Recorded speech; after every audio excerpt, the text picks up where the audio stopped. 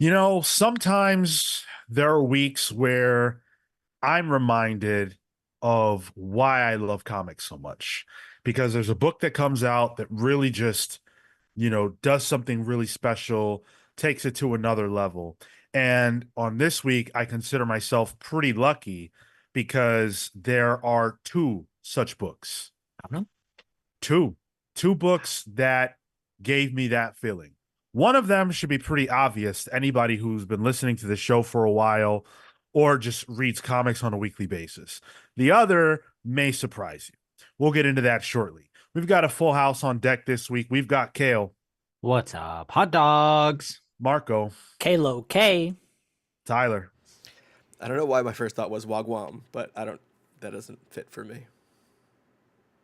and I'm Sean. Thank you guys for joining us, whether you are live or in the future. We have Count 'em. six of this week's biggest comic book releases. We've got The Ultimates #4. Thankfully, this week you guys can actually see the books that I'm holding up. We've got Exceptional X-Men #1, Absolute Power #3, Batman 152, Birds of Prey 13, and the winner of the listener pick, Plastic Man #1. Plastic Man No More, excuse me, #1. Before we get into the first book on the docket, make sure you guys smash the like button. Smash it. If you're watching us and you are unsubscribed, let's rectify that right out the gate as we jump into our first book, The Ultimates #4. This is written by Dennis Camp with art by Phil Noto, who is filling in for Juan Figueri. Letters by Travis Lanham. So pretty bomb creative team. Normally or I won't speak for everybody, I'll speak for myself. Normally I rail against guest artists this early into a series. Um Here it didn't bother me at all. Not a single little bit, although I'm sure a lot of people don't have that same feeling. This issue, just like all other issues of all the Ultimates books, starts with a page that is a recap page. And the first uh, paragraph of every refresh page starts the same way. It says, a diabolical genius known as the Maker. Now, this issue establishes how that is exactly a perfect description of the Maker, a diabolical genius. But I also think it's a description of Dennis Camp. Mm. Fair. This is a perfect comic book. I don't even think it could be any better. My dude was hyping up this issue for weeks now, and I was like, "All right, I know you're riding the coattails of the RDJ announcement as Doom, which he was playing around with on Twitter." But when it came out, I was like, "Oh no, hold on a second. Well regarded, good hype for this because damn, this is pretty good. This is a great single issue of a comic." So go ahead, Marco. I was just gonna comment on the simplicity of it. 4 panels a page, uh, 2 panels per sort of idea, all minimal bubbles, all of it well communicated. I thought like outside of it being a good uh, story, I think from a construction standpoint, um, it works really well. Really strong way to just communicate its ideas. Let me just get an explanation of what the issue is out there. So, um, essentially, Doom in this universe, for those of you who are unfamiliar, is Reed Richards. And we haven't quite known the exact specifics of why or where the Fantastic Four are, and what happened. And so, across 20 pages, and as Marco pointed out, 4 panels per page, Dennis Camp and Phil Noto tell us the story of the life of not just Doom, but the Fantastic Four and what happened to them. And on every single page, the first panel is a flashback to Reed's childhood or past with the FF. The second one is their mission gone wrong. The third one is Doom looking through, you know, a machine that can show him the past. He can only see it, he can't interact with it, but it shows him, the awful reality of what happened to his friends, and he's watching it unfold on a screen. Um, and the fourth one is the present moment, which is a conversation with Iron Lad and him trying to experiment on rodents to figure out a way to make it so that the FF don't die. Um, it's a brilliant way to tell the story, as Marco illuminated earlier. Very, very effective. Cale, what'd you think of this one? Yeah, I absolutely love this. I think it's such a unique it's such a unique take on the Fantastic Four, as well as adding the ingredients of an alternate reality, and really two alternate realities, when you include the Maker, and that level of where he came from and everything. But like Marco was saying, and what you were describing, Sean, the construction of this whole thing and the plotting, of making all of these moments, which are all disparate at the same time. Like, even each panel is a separate moment in time, but they're not laid out in order. So you're gradually getting the story, sort of up and down as the story progresses as well.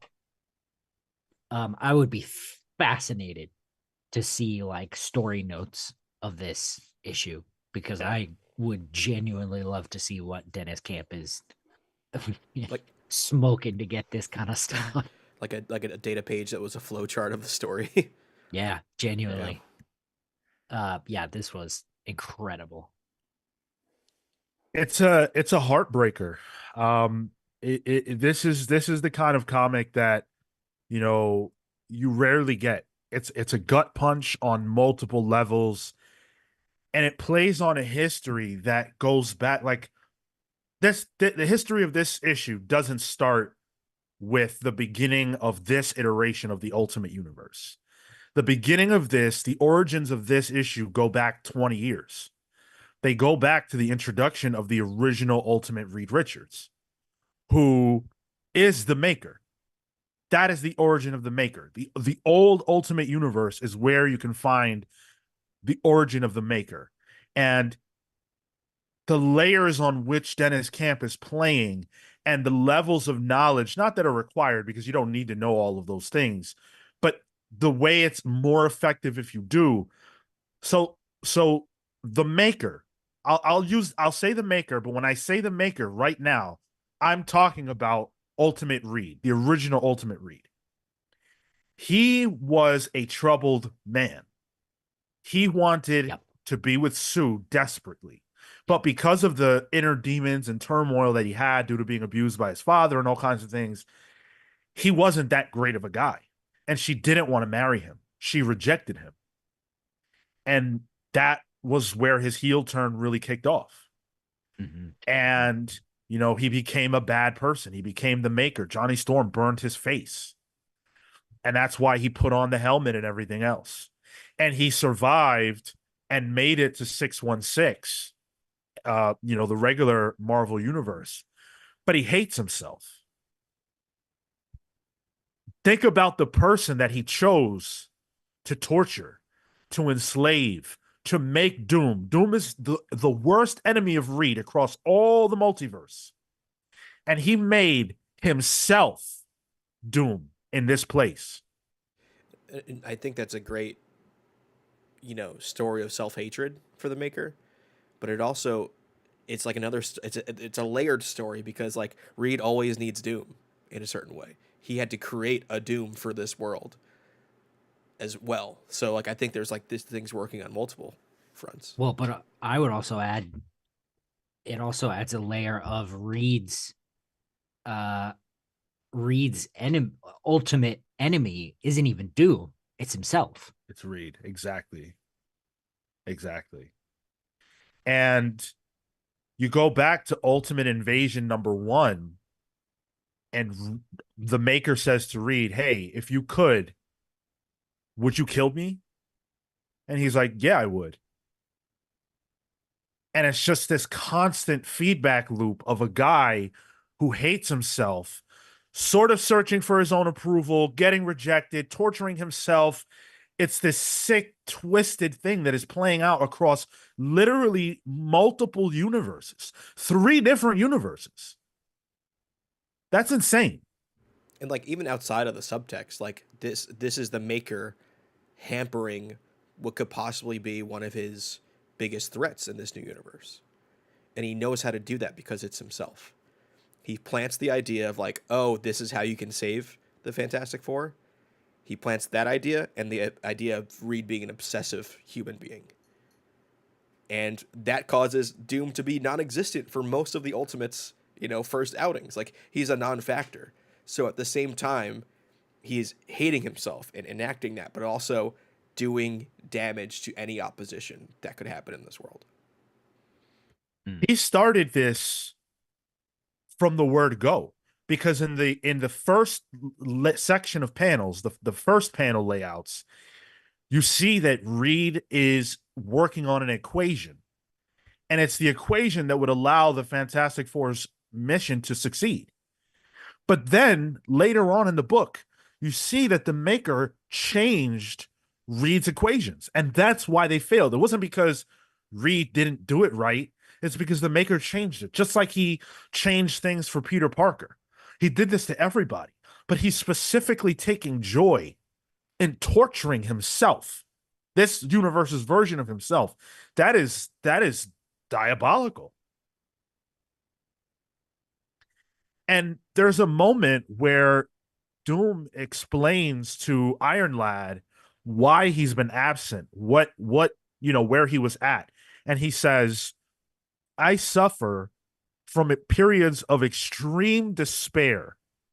During these periods, it is as if I am oppositely charged, lost in an all-consuming universe where nothing is possible. I call it my negative zone. Well, Jesus Christ, how many of us have a negative zone? Yeah. Made a whole other universe for it. It's dark. It's heavy. It's interesting, those added layers. I've not read the Ultimate, almost any of the Ultimate stuff outside of like some things here and there, and so those additional layers didn't hit me. But I think what to your guys' point, what the Maker is able to do is leverage his fixations and sort of point him away from things with small misdirection. When you mentioned the mistake earlier, I'm sure that an ego gets tossed around as a conversation point here. I'm sure that affected him so much to a point where it affects his ego to the point at which it forces him to create a negative zone, to where he has to overcome that to come out of that place, to then have to deal with self-doubt or continuous self-doubt. So for me, that the issue here played out as this Doom, this version of Richards is one who doubts himself, and it leads him down a path towards Doom, and obviously he gets tortured and all that. But the key there wasn't even the physical deformation, the torture. It was purely making him think that he was wrong or could have been wrong, because that's such a huge factor to himself. Well, yeah, the other members of the Fantastic Four trusted him. Right. And they're dead now because of him. It's awful. Frank, with the $10 super chat. I haven't even seen your name before, Frank. Last couple weeks, we've had people jumping in and just dropping super chats as their first chat, which I think is fantastic. Frank says, hey guys, love the show. Can't stay, but wanted to pop in and say how much I've loved Ultimates, but the art really killed this issue for me. Never been a Noto fan, but Dennis Camp is an MVP writer for sure. Well, Thanks so much, Frank. Really appreciate it. I don't share your feeling about the art. I actually think that Phil Noto's work here is immaculate, and I think that he was the literal perfect choice to be the guest artist for this issue in particular. I know his style is not for everybody, but man, if he didn't nail this one. I think Noto works really well with Fantastic Four as a property. There is a kind of classic mid-century modern look to the way Noto draws things that is inherent in the DNA of the Fantastic Four. So I think if you're going to have anyone do this flashback, what happens in the Fantastic Four issue, Noto is a pretty high on the list of people. I know, Marco, it's you that's not the biggest Noto fan, right? Yeah, that was going to be a point I brought up was I read through this issue and then I went back to see who the creative team was on it. I'm like, all right, I guess I liked it. It's good. You didn't force yourself to hate it after the fact. Yeah, I was Okay, like, yeah, that's all Very right, mature you of got me, dude. This was one of those instances where I definitely liked the work. The digital coloring in particular is usually my biggest gripe, but here it felt clean and accessible, and I didn't have any issues with it. And his form is generally pretty good, so I had a lot of fun. Well, I think too, a lot of it is that there's no action heavy scenes in this. Yeah. Sure. And I find Noto's stuff tends to be really stiff, Mm-hmm. especially in those scenes. But in this, like, they're snapshots and vignettes, that are really good moments Mm. Yeah. that he chooses really well. Graydon Kroger with the 199. Thanks, Graydon. He says, "Hey boys, Ultimates was fire. You are not kidding. You are not kidding. This is one of the best comic books I have ever read in my life. And I am never going to forget this issue. It's just like it's just one of those things. Like if you're not an integrated comics reader, it's so hard to understand that someone could tell a story that references something that happened 20 years ago, and that could make the impact that much greater. I'm not saying that you have to have all the knowledge for this issue to hit. The work is so good that you could have just jumped on with the ultimate stuff and it's great. Yeah. But if you do have that knowledge, it's just like, oh my God. And I care about Reed, right? I love Reed Richards. He's one of my favorite characters. And just watching him literally be tortured on every layer of this comic book, all Yep. four. Yep. It's brutal.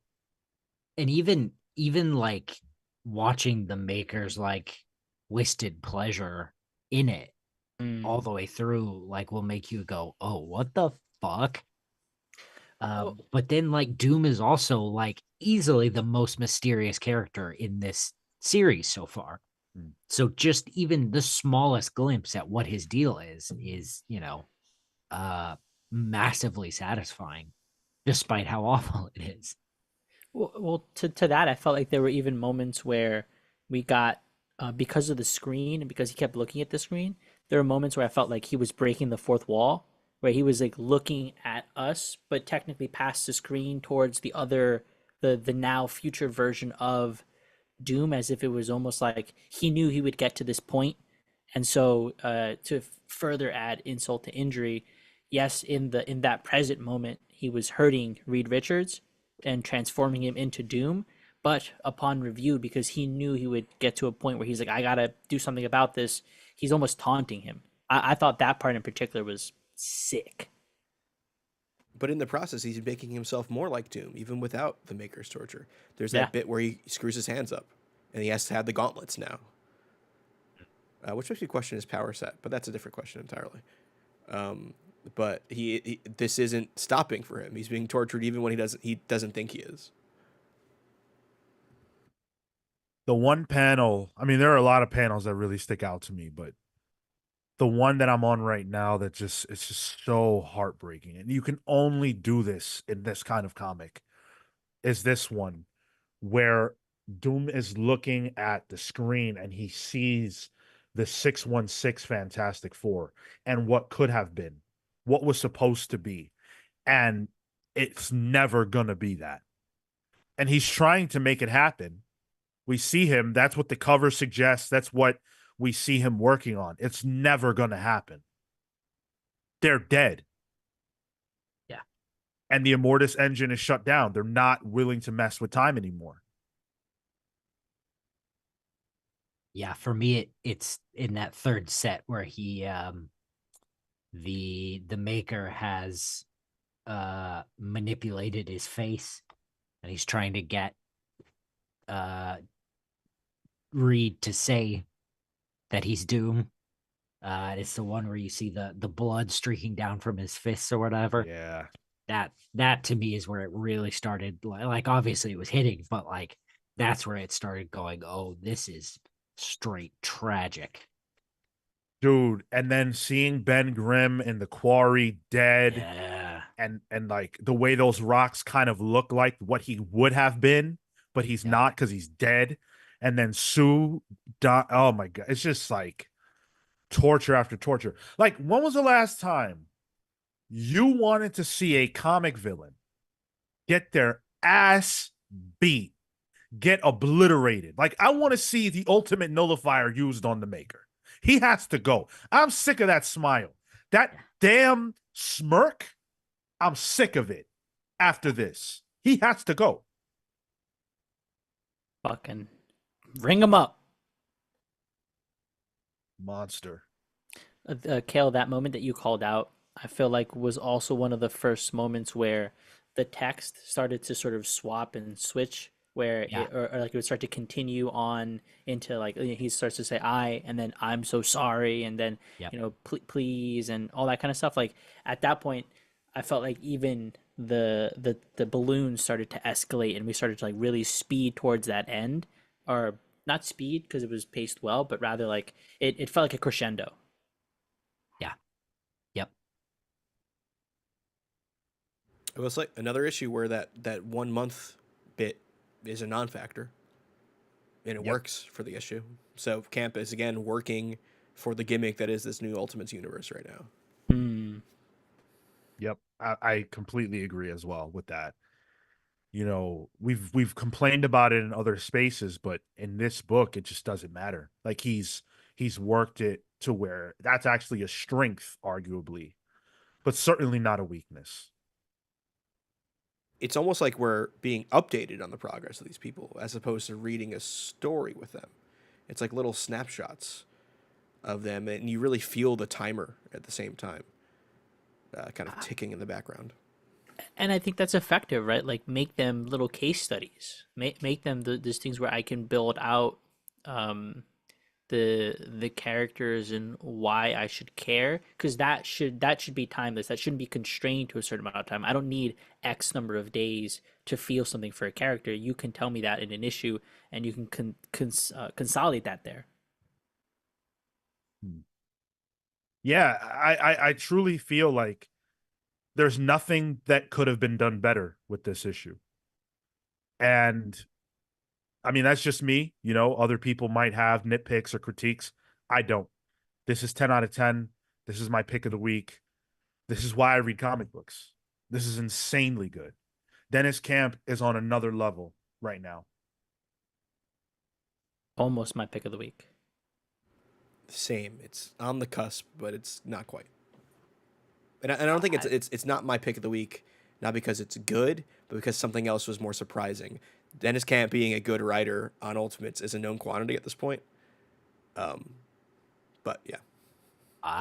No, pick of the week for me. He may be a known quantity, but he keeps upping his game. Like every issue is something entirely new and entirely heartbreaking and engaging. And, this one was wildly different in story and construction, and even art. This was phenomenal. Dude, just think about the times in your life where you could have done better for yourself. You could have done something better, something different. You could have made another choice. But you don't. So you made your own life worse by not making the better decision. This guy is dealing with that. But it's not literally him. it just looks like him. It's Doom dealing with the fact that he's being stolen from by himself. Well, yeah, it's not even his decision. It feels like it is because it's that facsimile. The maker's the facsimile for this Reed Richards. That's insane. But if you take that and apply it to your own life, you are Reed and you are Doom. You're the maker and you're Reed. It's just this is just beyond anything. Like, go buy this comic book if you haven't. And it's only issue 4.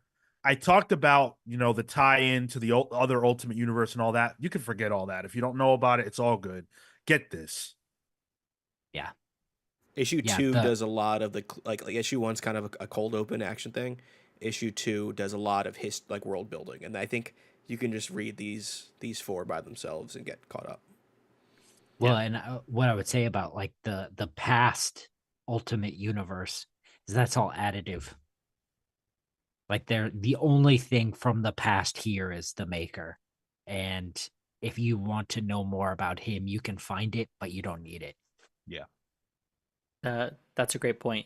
You don't need the background knowledge to have this be an effective comic. Yeah.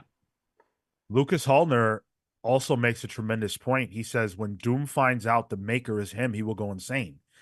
Doom doesn't know that the maker is also a variant of Reed Richards. Yep. That's everything that I'm talking about is going to factor later. The reveal of that is going to kill this guy and probably send Doom over the edge. Phenomenal comic book.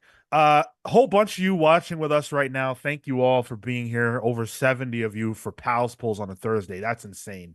Let me say hello to Michael Nadeau, CW Gordon, Lucas Hallner, John B. What's up, John? Thor's drinking buddy. Good to see you. Near, that's a new name. I have yet to read Ultimates, but I did catch up on Ultimate Invasion and Ultimate Spider-Man.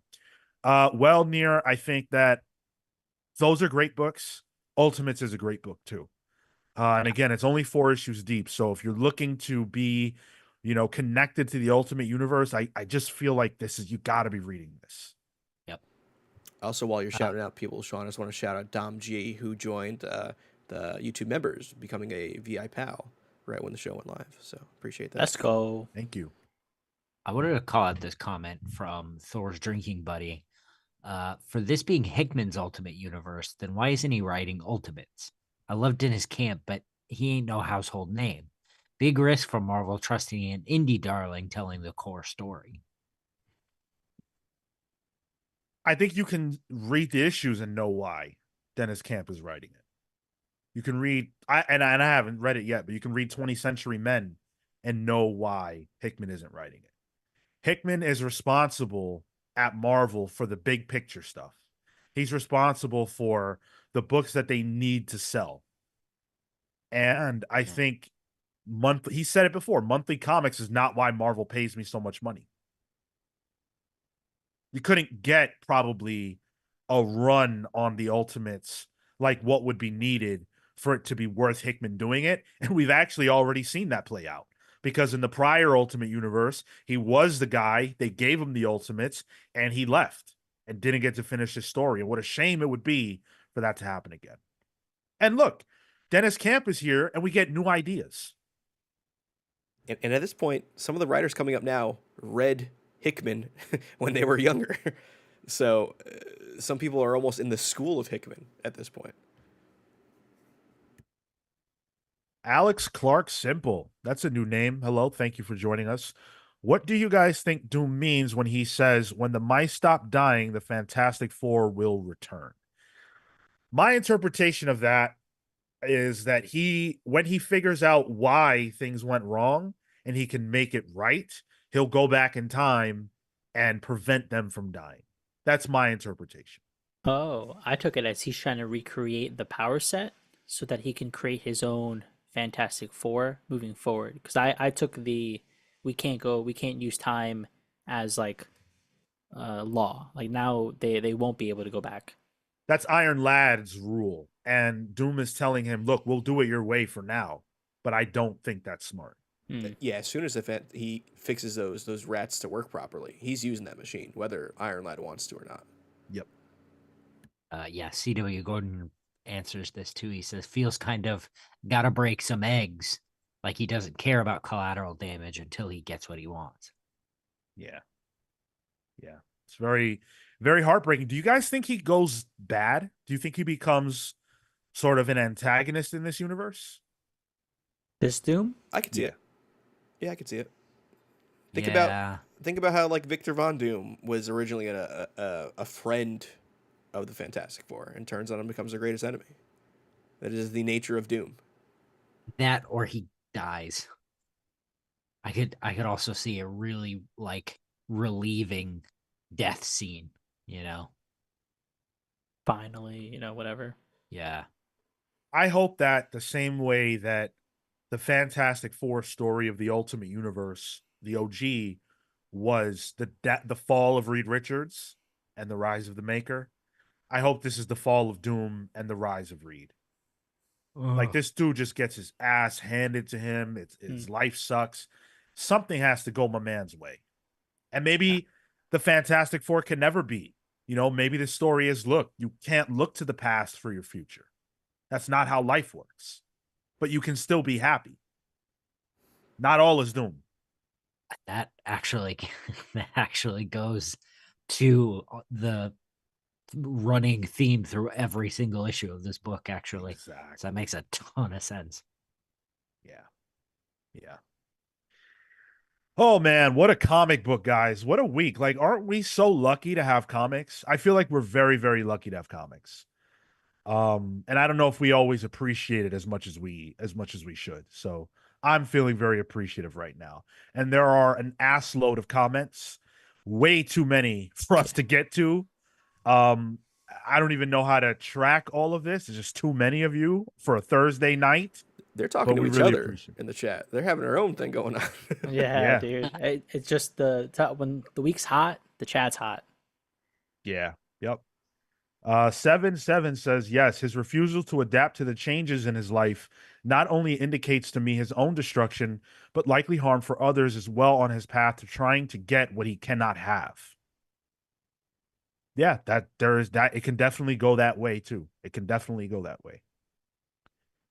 Alex Clark says, I'm just wondering whether he makes other people the new Fantastic Four, or if maybe he gives himself the powers. Although I thought the Immortus machine, they can't go too far in the past because of the Maker. We'll see. We'll see. I love that. Go ahead. I would say he super scrolls himself. Yeah, right. Yeah. I could see that too. Yeah. I could see that. A lot of ways this could go. It's really awesome.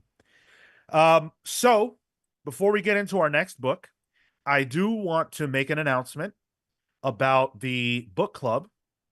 A lot of you guys have been anticipating the final four for the New 52 book club that we are going to be putting out there on the last Tuesday of September.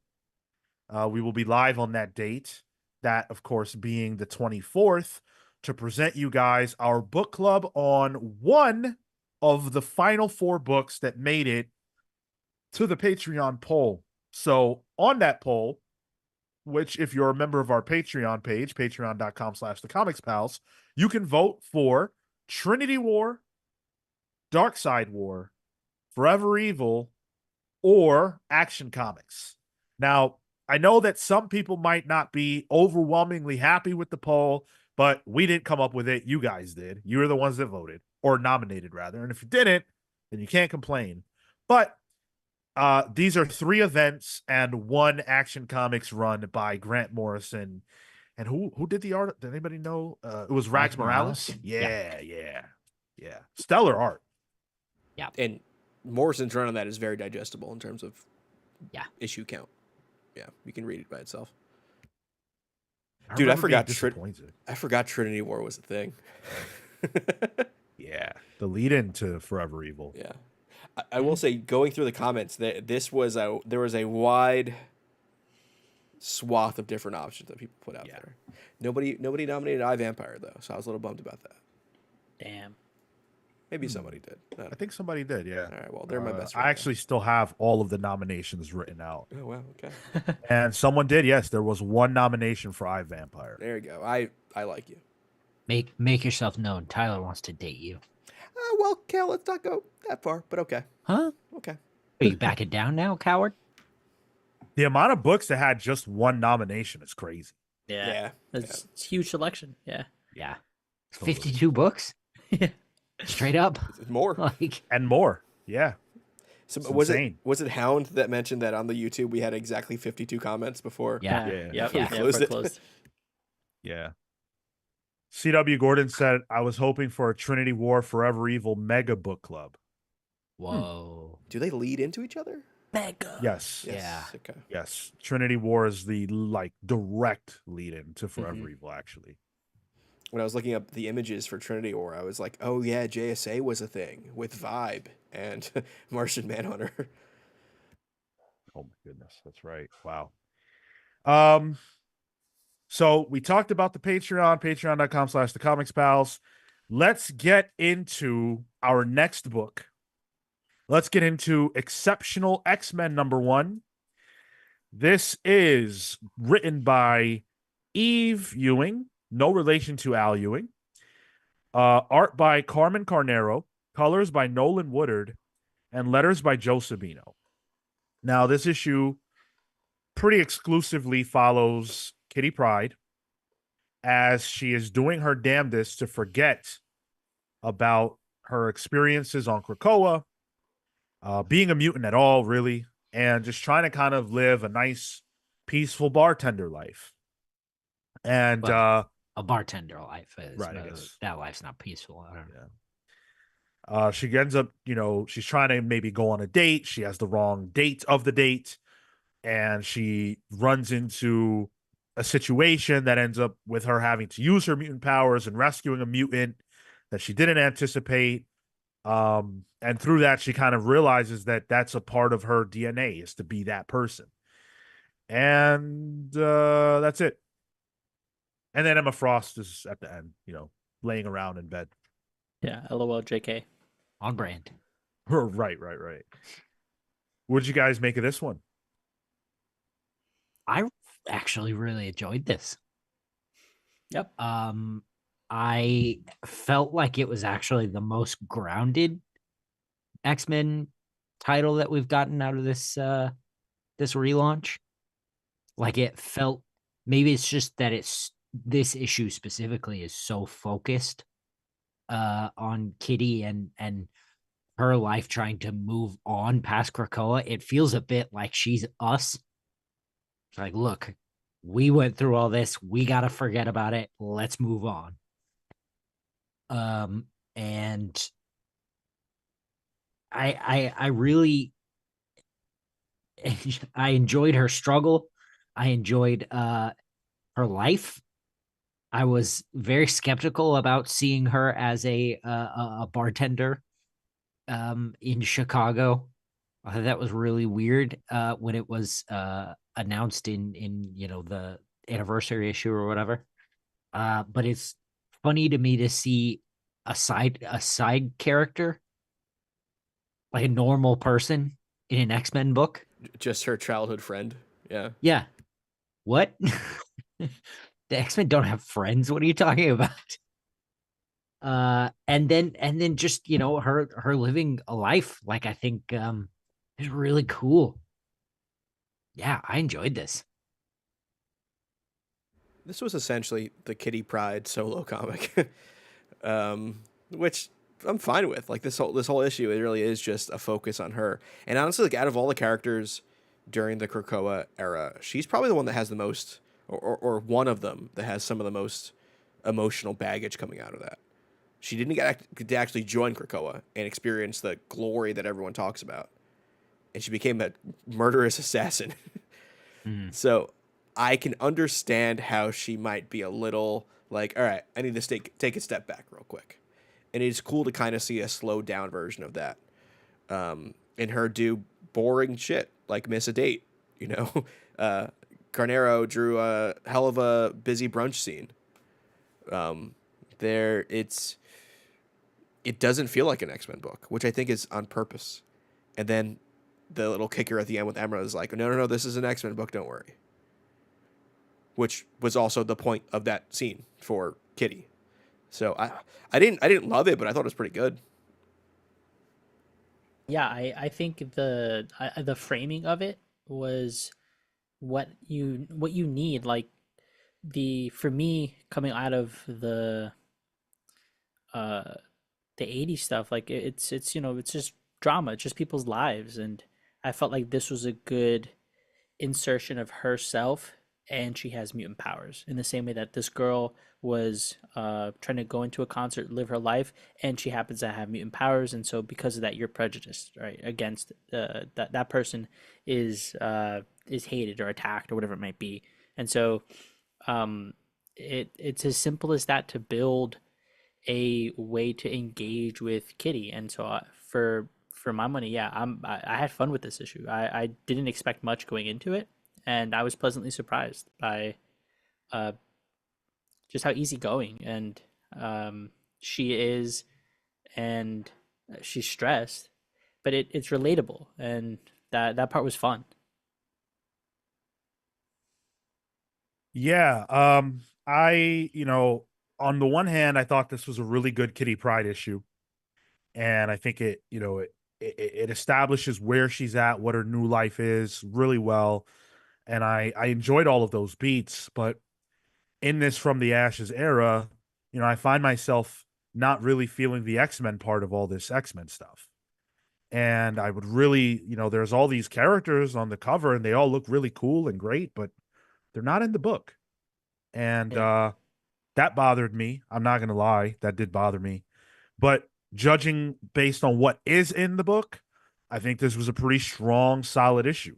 I have no idea, based on this issue, though, what to expect. I always talk about the contract that is a first issue. And to me, it's a contract and it's a promise from the creative team to you that tells you, hey, this is what the series is going to be like. Do you like this? Keep buying. Do you not? Go somewhere else. But based on this first issue, I really don't know what I can expect because there is no team dynamic. We don't know the other characters that are going to be a part of the team.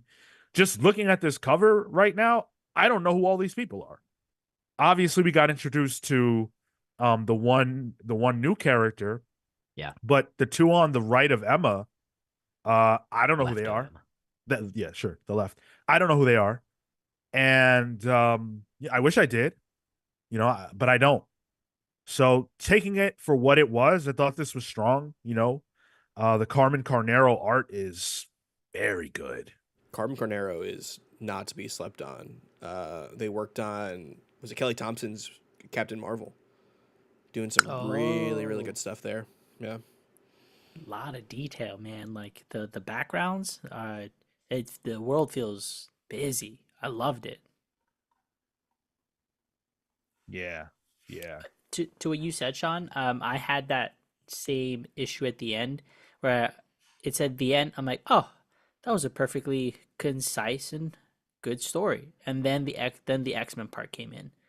And that was actually where I was like, oh damn, like I kind of wanted to just see Kitty living her life, and she bumps into a mutant here or there, she's late to the dentist or something. Just get a little more of that, a little more of her before we start getting into some of the X-Men pieces. So um it kind of deflated me a little bit, but I'm still interested enough in this take of the character and um in her personality to want to see how she interacts with the other characters and to see the team grow and then start to see those team dynamics. Hmm. See, that's interesting because as you say all that, I'm a I'm a bit like, oh, I think I would rather just have a Kate Pride book. Um, and like, because she's gonna, not that she's gonna be shelved in that, you know, she's never gonna do anything again, but Emma's gonna take over, and we're gonna get the different perspectives from all the different characters. And I like Kitty. I've had a really good time, in this issue with Kitty Pride. I would love to stick with that character. yeah. I I'm with you. I hear it. I mean, I want a team book, and that's what I'm being sold on. But at the same time, I definitely feel where you're coming from, especially after Krakoa, where arguably, Kitty was done a little dirty. Hmm. Did do you know what happened in the QR code after credits scene? I forgot they were It doing that. Yeah, it's go ahead. oh sorry, it's Iceman. It's Robert Drake Yep. at the airport looking at a very clearly bad guy led social network of some kind. And he's on his way to Chicago. Yeah. That's So his apparently ex, he's right? going to be a part of this. Kitty's his ex too. Added layer. Also, this one confirmed. Is this the confirmation of her being bisexual? In this, Yeah. it's always been alluded to. I don't think it's ever been explicitly stated as her going on a date with a woman. Mm-hmm. I mean, she didn't technically go on the date, so It's true. I guess It's you true, can't yeah. really say it is confirmation. It's true. It's not on the page. It's not on the, what is it? It's not on the page, not on the Not on the stage. stage. Yeah. Yep. The one thing that I did want to call out was the moment where she's talking to Trista in the car, and she's got, "Oh, you won," and then reading her tag, Catherine Pride, and she takes a beat. It's Kitty. It's like, oh, okay, we're away from Kate. Okay, Yeah. cool. I hated Kate. I liked Kate. I thought it was great. Um, uh, uh, uh, growth. Great Do you scene feel of like growth. do you feel like this is a step back? I don't know yet. Probably, given the editorial mandate, but I think it's tough to say yet. Yeah, I'm aligned with that. Uh Overall, I say pull. This was solid. I think I had better feelings coming out of this issue 1 than most of the From the Ashes books so Yeah. far. And Yeah, I guess that's saying something. same. I really enjoyed this, and frankly, I wish I wish I could get more of this. And if Carnero can draw more food and pastries, I'm in for it. Yeah, it's a pull for me too. Pull, yeah. Yeah, Carmen Carnero might be due for an upgrade in terms of like status based on this book. We'll see. Triple Hole says she kissed Rachel in Marauders. Yeah, right. Oh, okay. I thought that was. Everybody kissed though. I don't. Yeah, Rachel was That kissing doesn't really Betsy in that count. one too. Yeah. Yeah, Uh, Krakoa. Go ahead. Oh please. Go for it. Uncanny Suit needs to know if your cat also liked this comic title. My cat can't read. I've tried.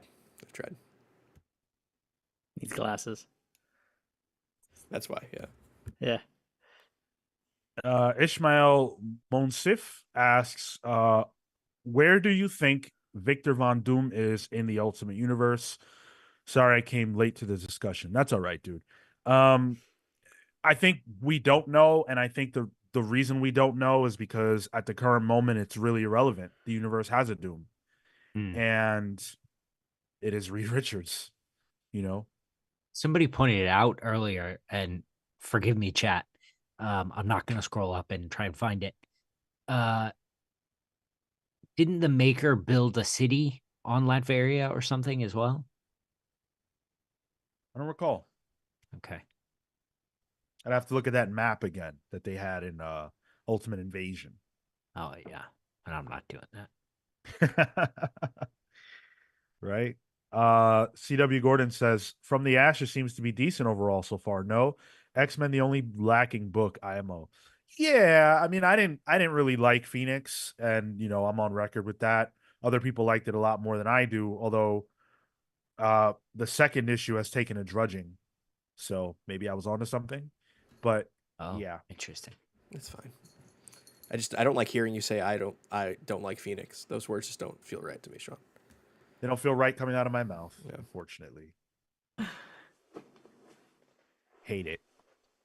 Yeah,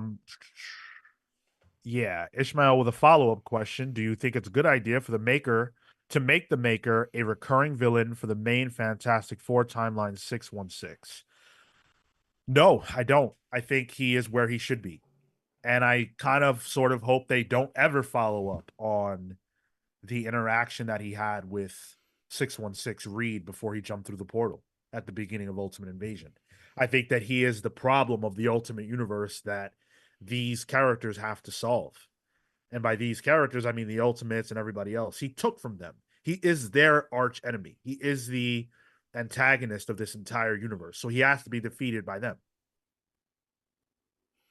Neon Knight and Steve and Alex Clark all say that I am correct. So thank you.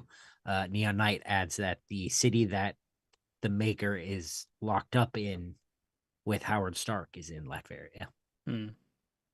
Man, I don't even know if I've ever seen Neon Knight in the chat. That's awesome. What's up, Neon Knight? Good to see you, dude. Yeah, they've been around. Oh, Neon Knight is a $20 patron of ours, so I know Well, who they they've been around. Yeah, Triple Host says Maker wants nothing to do with 616. He shouldn't, because he would get his ass beat over there. Look what he had to do to get this powerful. He had to create his a brand new universe and then take away the possibility of these people becoming heroes so that he could be the guy. What a low life. What a shit heel. Yeah. All right. Let's jump into the DC side of things. Even though we started with Marvel, this is a DC heavy week around here. Absolute Power, number 3 of 4, which it really struck me in this issue. But this is written by Mark Waid with art by Dan Mora, who is the superstar of DC Comics, the superstar of the year of DC. Colors by Alejandro Sanchez, letters by Ariana Mayer. And there's a lot of moving parts, again, being that this is 3 of 4. This issue had to cover a lot of ground. And so we see where the heroes ended up after the events of issue 2. They're in Themyscira.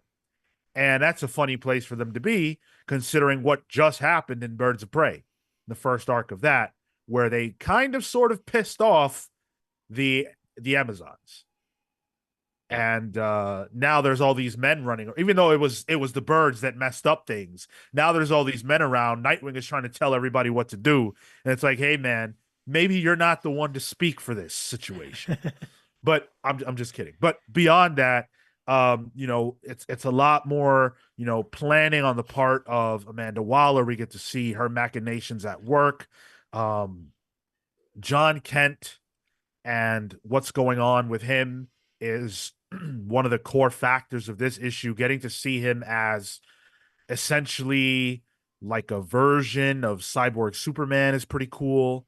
And how that all plays out. By and large, I really enjoyed this. I just am really feeling the weight of this being only 4 issues.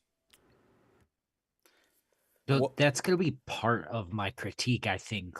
Do you think these 4 issues are going to allow this book to stand by itself? Or do you think it suffers from having so many tie-ins that are directly related that all just sort of get summarized in these issues? What happens at the end of this issue, like the big reveal, was already revealed 3 weeks ago in one of the tie-ins, even with a bigger reveal. And like in my head, I am having a little bit trouble keeping track of what plot-wise happened in the main story and what happened in the tie-ins, because I am reading like the Task Force 6, 7, whatever the hell it is, that book and some of the other tie-ins. And it's a little tricky, but I will commend this book. It refers to everything and it lets you know where things happened almost impressively, because it does not keep you in the dark. It references a lot. I definitely feel that there is a lot of stuff that happens that if you're not reading the tie-ins, it's just like, what? Yeah. Like, what? I read this. I read things out of order this week for sure. And so I read Batman before I read Absolute Power because I So did read I. in, Yeah. order of excitement. And so I was like, what? Well, Yeah. as far as because that reveals that they're on Themyscira and go ahead. But timeline wise, Batman still takes place before Absolute Power, but the backup of Batman happens after Absolute Power. Like, I don't. It's weird. Yeah. And I think a lot of that is due to the fact that this is just not long enough, the event. Because characters get sent on missions or whatever, and then critical things happen that the book doesn't have the time to necessarily dive into very much. Yeah, like when he starts breaking out the task forces and this squad goes here, this squad goes here. I'm like, oh, well, I guess I'm not gonna see what happens there. She even name drops some of the Amazos by their code names, which you've never heard in this main series. Yeah. Like Deep was it Deep Impact or whatever, or Depth Charge or something like that. That's like the Aquaman Amazo. Yeah, I was like, what? And Yeah. Jade Stone is like the magic one. But like I only know that because I'm reading the tie-ins. Like Thor's drinking buddy in the chat says, I'm just reading the main Absolute Power book, and I feel like I'm only getting parts of the story. Tie-ins shouldn't take away from the core book. That's an L for that. Yeah, for sure. Like I think about Infinite Crisis, which listen, we all often do. But like you can read that and get a pretty solid idea of the story despite the scope, right? And then you can go in the various corners and get what you need. But you still get that glimpse of the context you need to feel caught up. Whereas this is just like, oh, this is going on here. And oh, great, here's Batman with the mother box. He'll give us a quick one-liner update on what's going on. And then we have to move on. That being said, though, I still really enjoyed this. I have gripes with it, but I think that's more gripes with event comics, really. And this feels more like an event comic from a decade ago, which again maybe a benefit. I don't know, because No, I think I that think- the actual stuff here is good. There are some really good character beats, like the Red Tornado beat, the beat with the Brainiac Queen, and her kind Yeah. of turning a bit. I think there's some really fun stuff in here, outside of all the other stuff that's going on. I just kind of feel like it's an event done by a good creative team. I would almost Did- hope that Mark Waid knows how to do an event at this point. Kale, do you say that to mean like it's only a good event? Like, could you elaborate more what you mean when you say it's like it's done by a good creative team? Well, just to what Tyler was saying, about whatever Tyler said. I don't remember what Tyler said. In that, it's Mark Waid, and we like Mark Waid right now, right? Okay. Like his world's finest stuff is like it's minutia in the world, but it's good. And he's got a good, long, big, deep history. And we know he can make all these deep, crazy, he can give you an emotional moment with fucking Airwave, Hal Jordan's cousin, right? Like, Is that who he is? yeah. Hell if I know. Yeah, I know. You know why I do? Because I read Mark Waid and have for 20 years. But like, like we expect this from Mark Waid, and it definitely helps that Dan Mora's on it. So I feel like this is the best event I've read in a long time, probably since Secret Empire or something like that. So you're going back almost a decade. It does have some of the problems that other events, in my opinion, don't have as deeply, which is again stuff happening off panel that if you aren't reading tie-ins, you're like, excuse me.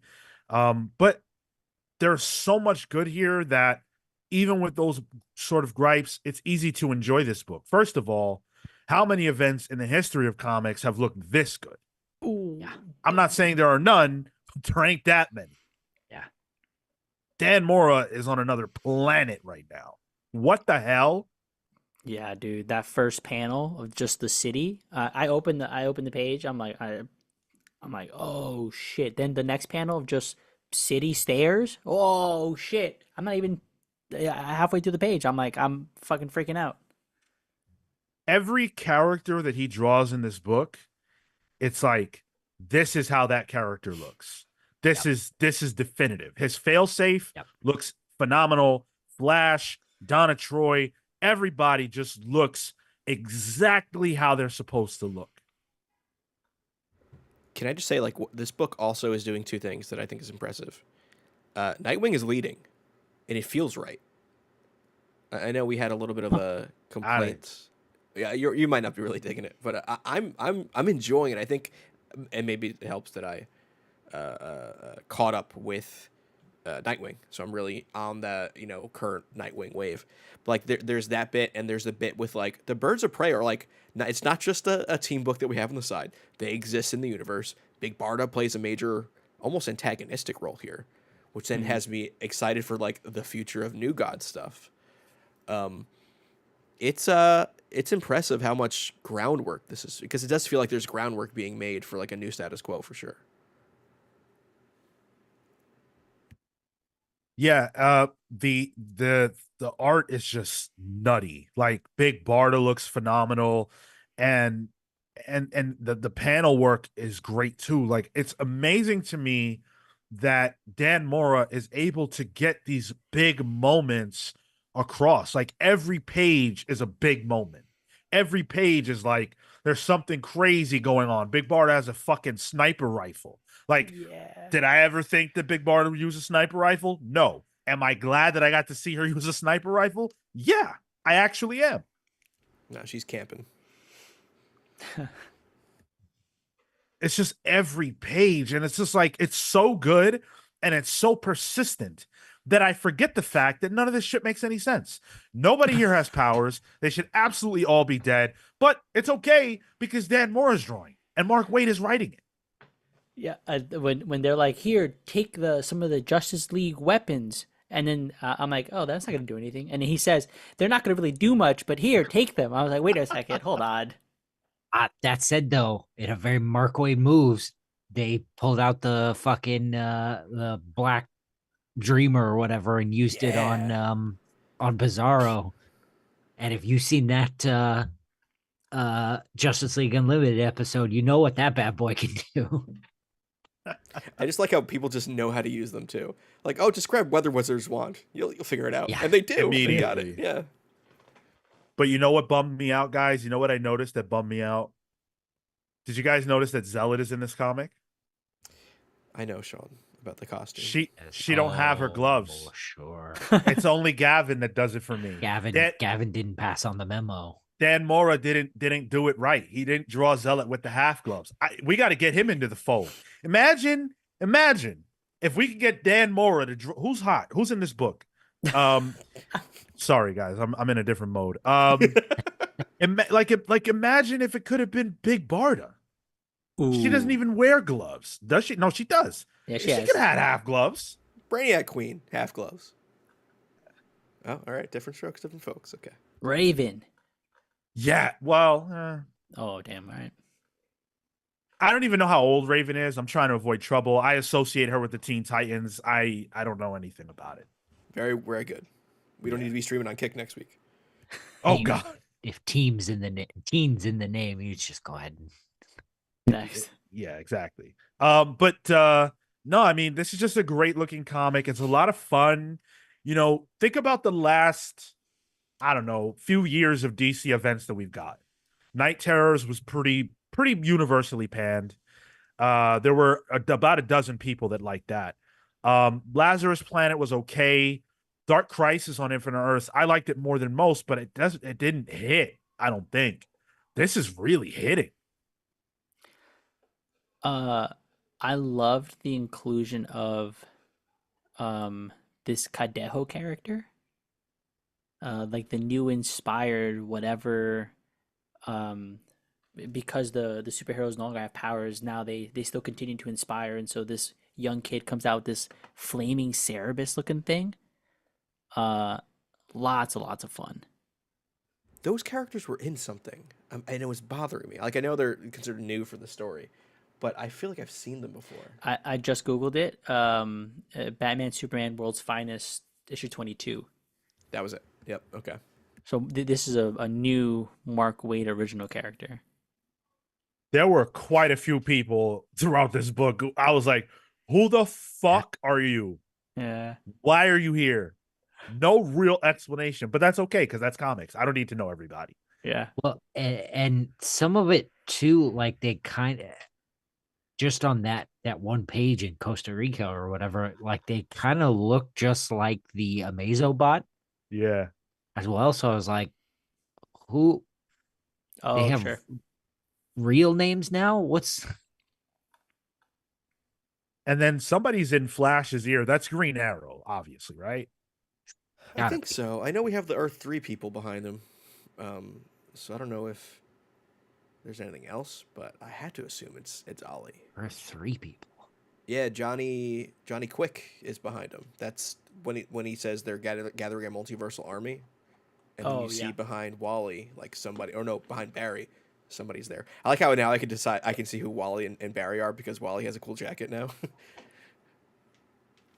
That bike was rad. Hell yeah. That was I cool. see. Guys, I got a when I left Kansas, I got a Wally West on a motorcycle action figure from Justice League Unlimited. Because why would the Flash need a motorcycle? That's the stupidest thing in the world. It's yeah, you're right. Wait, I didn't even think about that. You're totally right. I know. And like I know Sean was just going, why is he telling this story? No, Like- I wasn't. I wasn't. And I completely agree with that fact because this bike is driving me nuts. It looks cool, Sure. but it's the Flash. Yeah. It's just funny. Had you not said that, never would have made that connection. I'm just like, yo, he's fucking like riding on that shit, just doing whatever he needs to be doing Flash stuff. I'm like, wait, he could walk faster than this thing. My critique adds Shadow the Hedgehog has a bike. Yeah. But listen, Shadow the Hedgehog is way cooler than Wally West. I'm sorry. To be fair, I think they also gave Flash a gun in this too, so it's very much Shadow the Hedgehog. And yeah, there you go. I'm gonna say pull. I'm having a lot of fun with this event. I certainly wish it wasn't ending in an issue. It's a pull for me too.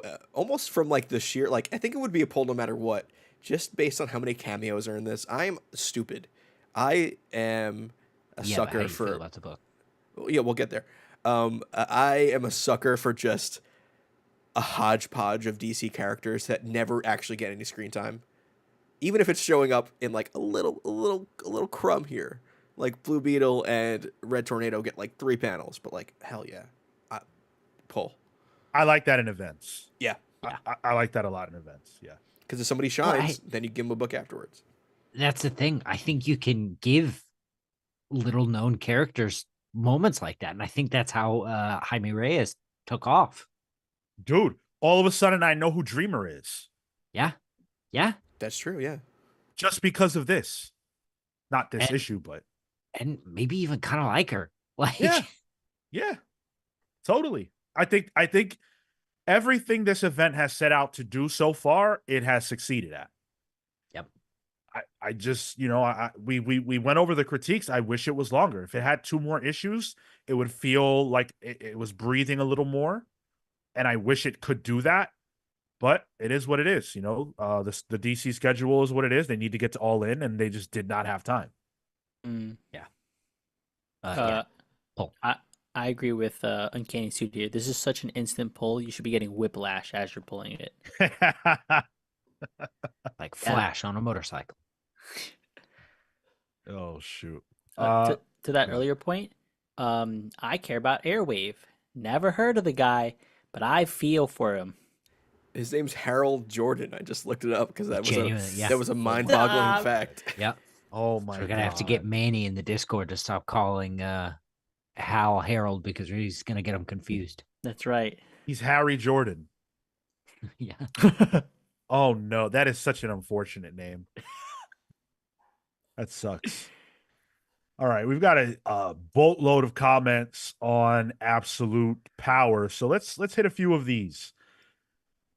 And by the way, just a blanket statement. Thank you to everybody who was commenting on my appearance. I appreciate it. You guys are very, very nice. I thank you. It's probably better you guys do it than us, because we would have made something snarky and the energy would be bad. And I support my bros. I don't know what you're talking about, Cal. well, it's not support. Like, it all comes out of love. It's just, it's gentle ribbing. That's all. Go ahead, Cale. I'll hit this one from Thor's drinking buddy again. So question, do you judge a story by how the release structure as the story comes out, or do you go back and reread it as it should come out to give it an honest opinion? Well, I feel like the way you read it is pretty important when it comes to comics. So you're kind of beholden to the structure. Like, if you read it in trade, you've read it in trade. You can't go back and read it as it's coming out month over month, for the first time, and then vice versa, right? If you read it month over month, you can't experience it in trade because you've read the story, you know how things go, you've read it, you've understood it at a certain pace. So I would say you judge it based on how you consume it, and unfortunately, or maybe not unfortunately, but just by proxy of how the medium is, you have to add release and format as a level of critique. Yeah, I'm with you. It's not my problem. Like, I buy the books and DC puts them out how they intend us to consume them.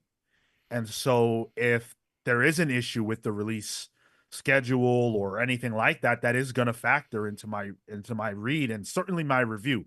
Now, if you asked me to come back and review Absolute Power in 6 months, maybe reading it that way, I'd have a different opinion, although I'm loving it. So like not even about this necessarily, but that could be different. But we come here to review the books, monthly, and this is the way they come out. So, And I think also, if if the company is doing its job, you'll know what's important yeah. and what you should be reading, besides what sells.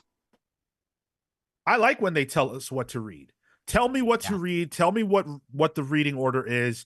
We're going to talk Batman in a minute. I opened it and I get through it and stuff, and then I get to the end and I'm like, ooh, probably should have read Absolute Power first, huh? Well, see, I had that same thought, but if you don't read Batman first, then Batman just shows up with a mother box, and it's like, well, It's damned if you do, damned if you don't. Yeah. Yo, yeah. I had that moment where I'm like, where did this shit come out of? Hold on a Yeah. second.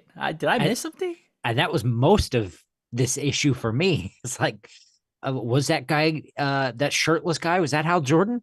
Why doesn't he have a shirt? What the hell's going on? That's funny.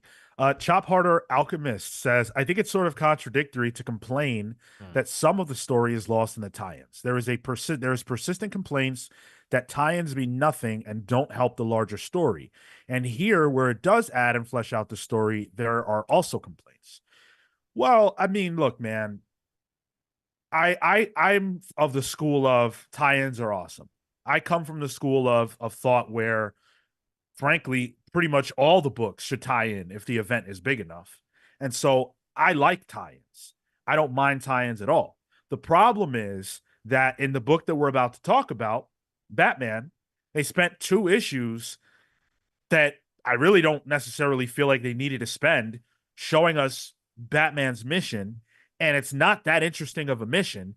And the only reason that happened is to show him pop in with the mother box in Absolute Power. Now, what if Absolute Power showed us Batman's mission across a couple of issues if the book was 6 or 7 issues long versus just 4?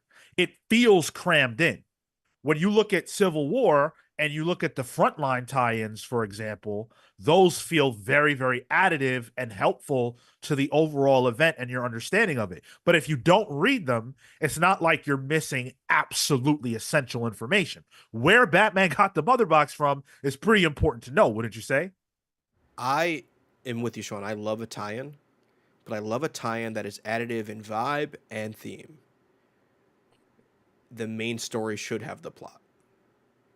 Yeah. It's when Yep. I get like, just because it doesn't have anything in it that matters, a tie-in can still be good if it plays with the theme of a book. Think of like Blackest Night. There were tie-ins about loved ones coming back to life, and some of those tie-ins were really interesting, and having to fight your loved ones, but also like didn't matter to Blackest Night. It was just a theme that was kind of following it within it. I remember like Blackest Night, Batman and Robin was pretty good. But some of the stuff happening in this, it's just like don't know when to read my comics sometimes, or in what order to read things in, so it can get a little confusing. Yeah. I also wanted to read this comment because I totally agree with it. Cole said, "Can we shout out the colors? Tamara Bonvillain on World's Finest gives Mora's art a classic look, but Alejandro Sanchez's colors just make his art level up crazy. I could not agree more. It's different vibes for different books, so it's not a comparison of who's better. It's just that Alejandro Sanchez's colors over what Dan Mora is doing here makes it feel event level that's appropriate Yeah. for this particular story. It feels wildly cinematic. Yes. Yeah. And he has a really large, I feel like, palette, because there's moments where you're coming from a conversation with Waller. It's dark, it's all futuristic highlights, and then the next panel you're on a beach and it's bright, and it's sunny. So you get different tones from all of that. And not afraid to play with DC. DC's colorful. Like Beast Yeah. Girl, is her name Beast Girl, the Doom Patrol? Like, she's a purple furry little monster that is having to talk in front of, like Nubia and stuff, which is a little more, Yeah. Earthy tones. But it still works because the lighting, I think, dictates the way the color works. And I think the lighting in this is just top notch. Niobe Comics says, "Can I be a pal?"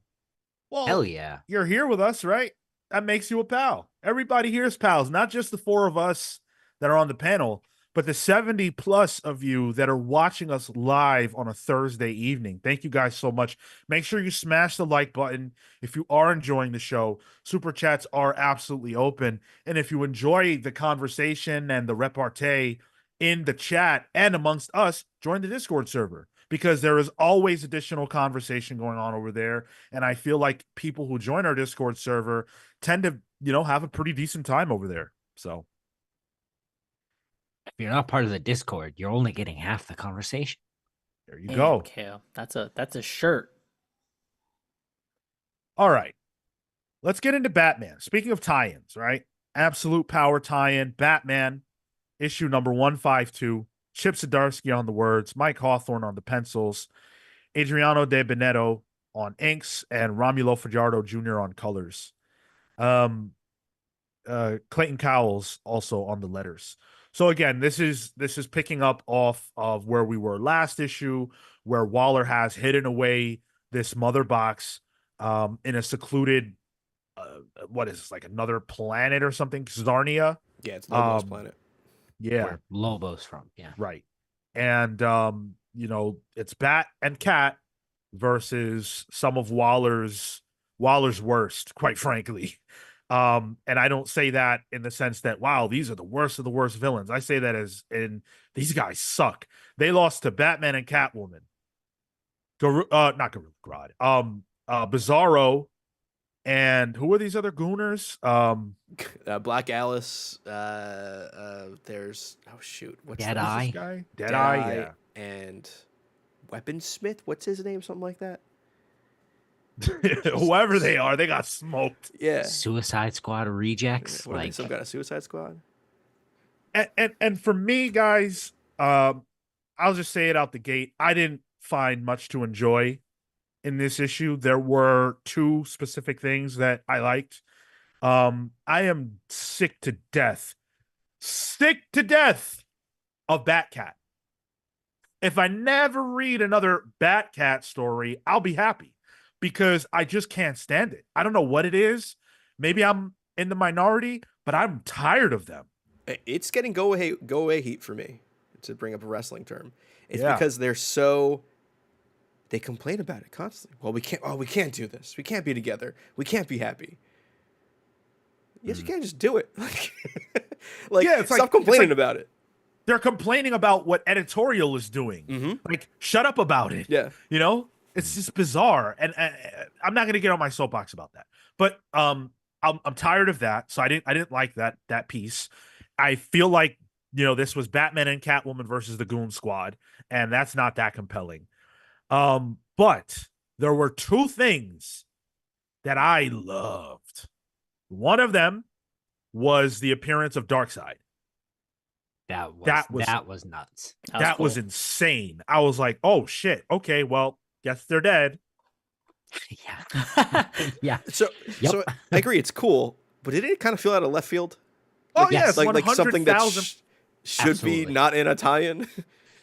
Well, and I think too, like, it also it sort of gave, it felt a bit like it had like final boss heat of like, okay, Batman and Catwoman have schooled all, the Suicide Squad rejects here. Okay, cool, they're in the clear. Oh no. It's like an open world game where you just went into the wrong area that had like the level Yeah. 70s, Yeah. and you were only like Yep. level 30. I'm like, whoa, shoot, that's Stitch's guy. I'm not gonna be able to fight him yet. Yup, this is that Elden Ring. You went to that Badland region and you get smoked out. That one guy did too. Whatever his name, Gunsmith, whatever. And I love the dialogue too, where Catwoman's like, "Who is he?" And Batman's like, "He's death." That So is Yeah, That's Batman says, "Rod, you better be, you better done have already been booking it." Batman was booking it so hard, I thought he was gonna leave her behind. Like, he looked legitimately He scared. probably should have. he kind of did. He's like, "I'm not waiting for your ass. If you don't bust it, I'm out. You could deal with that Omega Beam." Batman's already been down that road. Batman got sent so far back in time that he was a caveman the last time he got hit by the Omega Beam. That's done. Batman man is said- never dealing with that again. He said, "I can't afford that again." He had to work his way through history to get back. I had to create a whole ass religion to get back last time. So I love that part, right? But then, guys, you already know what I'm about to say. The backup. Yeah. Yeah. Jump Kelly scare. Thompson. I'm jumping right to it because fuck the main story. Kelly Thompson, Matea de Eloise, Big Barda. That's all I have to say. Big Barda. My jaw dropped when I saw Big Barda come off that helicopter. You knew Kelly was excited to tell Mateo what he got to draw. I said, "Oh my God, I can't even believe this. I need it framed. I need it framed." Hey yo. Shouldn't even show that. Hey, I need yo. it So we framed. did. I'm glad you can show it, and then you don't have to buy a second issue. Dude. Oh my God. Dude, Where is the Kelly Thompson, Matea, Big Barda miniseries? I smell big things ahead for Big Barda. I mean, New Gods is coming up. We know that already, round B. But I'm with you. Dude, I thought the issue was over, and I turned the page, and I'm like, is this the culling team? What? This is not even Batman. This is completely irrelevant. And it looked good. Oh, good, man. I hardly even knew what to do with myself. Well, I don't think that's true. You got the slot machine eyeballs when you open up this book. That's right. He had to unfurl his tongue. Yeah, he was slamming a hammer on the table, wolflessly. And I'll have to thank Kelly personally when we have her back on the show for telling that story and getting Mateo to draw that. But in all seriousness, What did you guys feel about this issue? I didn't read the last issue, and while I agree, I mostly thought it was kind of underdone. I found it actually a bit like Chip's other stuff. Um, in that while the premise isn't so engaging, I actually found the dynamics a lot more fun. Mm. I thought the dialogue was really crisp. And even to the end, I'm not a fan of the Batcat stuff either, but I went, okay, yeah, I can kind of believe they're in this spot where they can just breathe for a second. Okay, cool. And then I got to the Birds of Prey stuff, and I like that a lot more. Yeah. Yep. But I kind of feel like they can't breathe, right? Because Yeah. Because it goes right into absolute power. yeah, I that don't threw know. me off. I was lukewarm on this. I think the Birds of Prey stuff was, sold me on the issue itself. But then also I was like, what the hell are they doing here? Makes no sense. Hey, different creative team. thankful for that. Sure. Well, of hey, course. hey, I ain't complaining about what we got. But But look that gift horse in the mouth. exactly. But like, yeah, it just feels like there is an emotional core that should be there with Catwoman and Batman in the midst of event shit happening.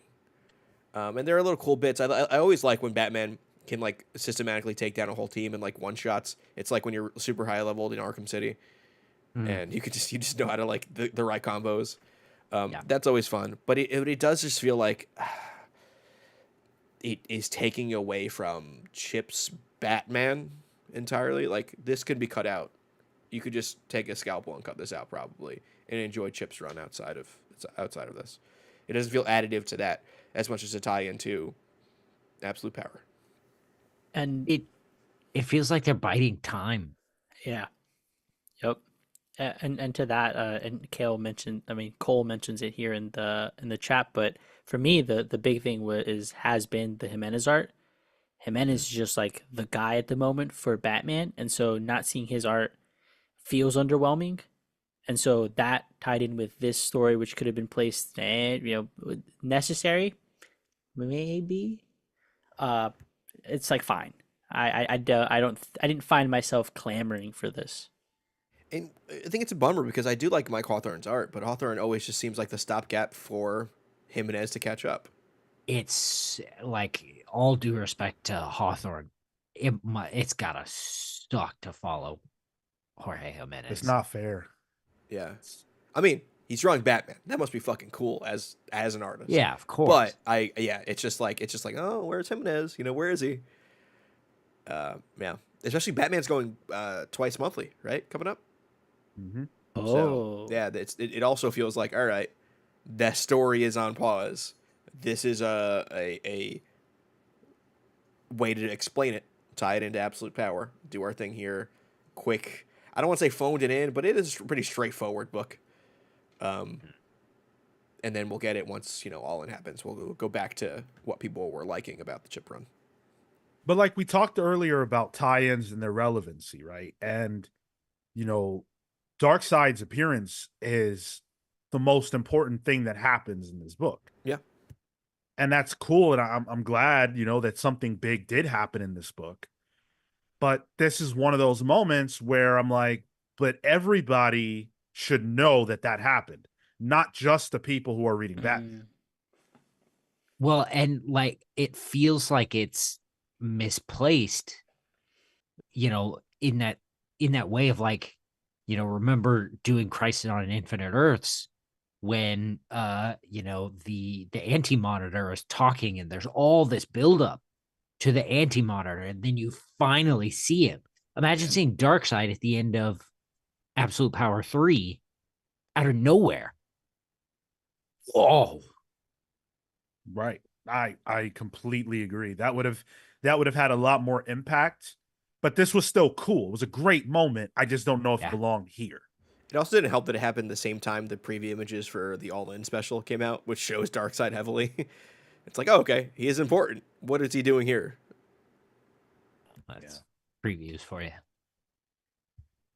Still pull. I mean, I enjoyed it fine enough, especially the backup. All Barta jokes aside, it's always nice to read Kelly Thompson's words. And Yeah. I really hope that Mattia gets more opportunities at DC, because this kind of artist and this kind of work doesn't come around, every day. The main story is all right. Seeing Darkseid is cool as hell. And I'm excited to get Jimenez back and to get back on track with Batman. To what Sika, to just to close that part out for the backup, CW Gordon here says there was no reason for her to be in a bikini then. That was for us. Thank you, Mattia. Yes, thank you. Amen. Yes. Full pass. Pass. Pass. Say pull for the Darkseid moment. Hell Damn. yeah. All right. And the Barta moment. Jesus, please. Oh, a big pull. It's something different. Oh said my God. Speaking Who of said big Barta, let's talk about Birds of Prey. Worlds Without End. Part 5 of 5. You guys were clamoring for this arc to be over. It is now over. Written by Kelly Thompson with art by Gavin Guidry. Our boy Gavin, who gets the big job. He is doing all of the artistic lifting in this one. Of course, joined by series mainstay Jordi Belair, Clayton Cowles, who is chained up in a basement somewhere doing letters exclusively. This issue is, it's the big fight with Maya. Our girls, the birds, they've been chasing Maya down this whole time. She is who is allegedly, the birds believe, gonna kill Batgirl in the future as a means of revenge for Batgirl having killed Maya's mother, allegedly.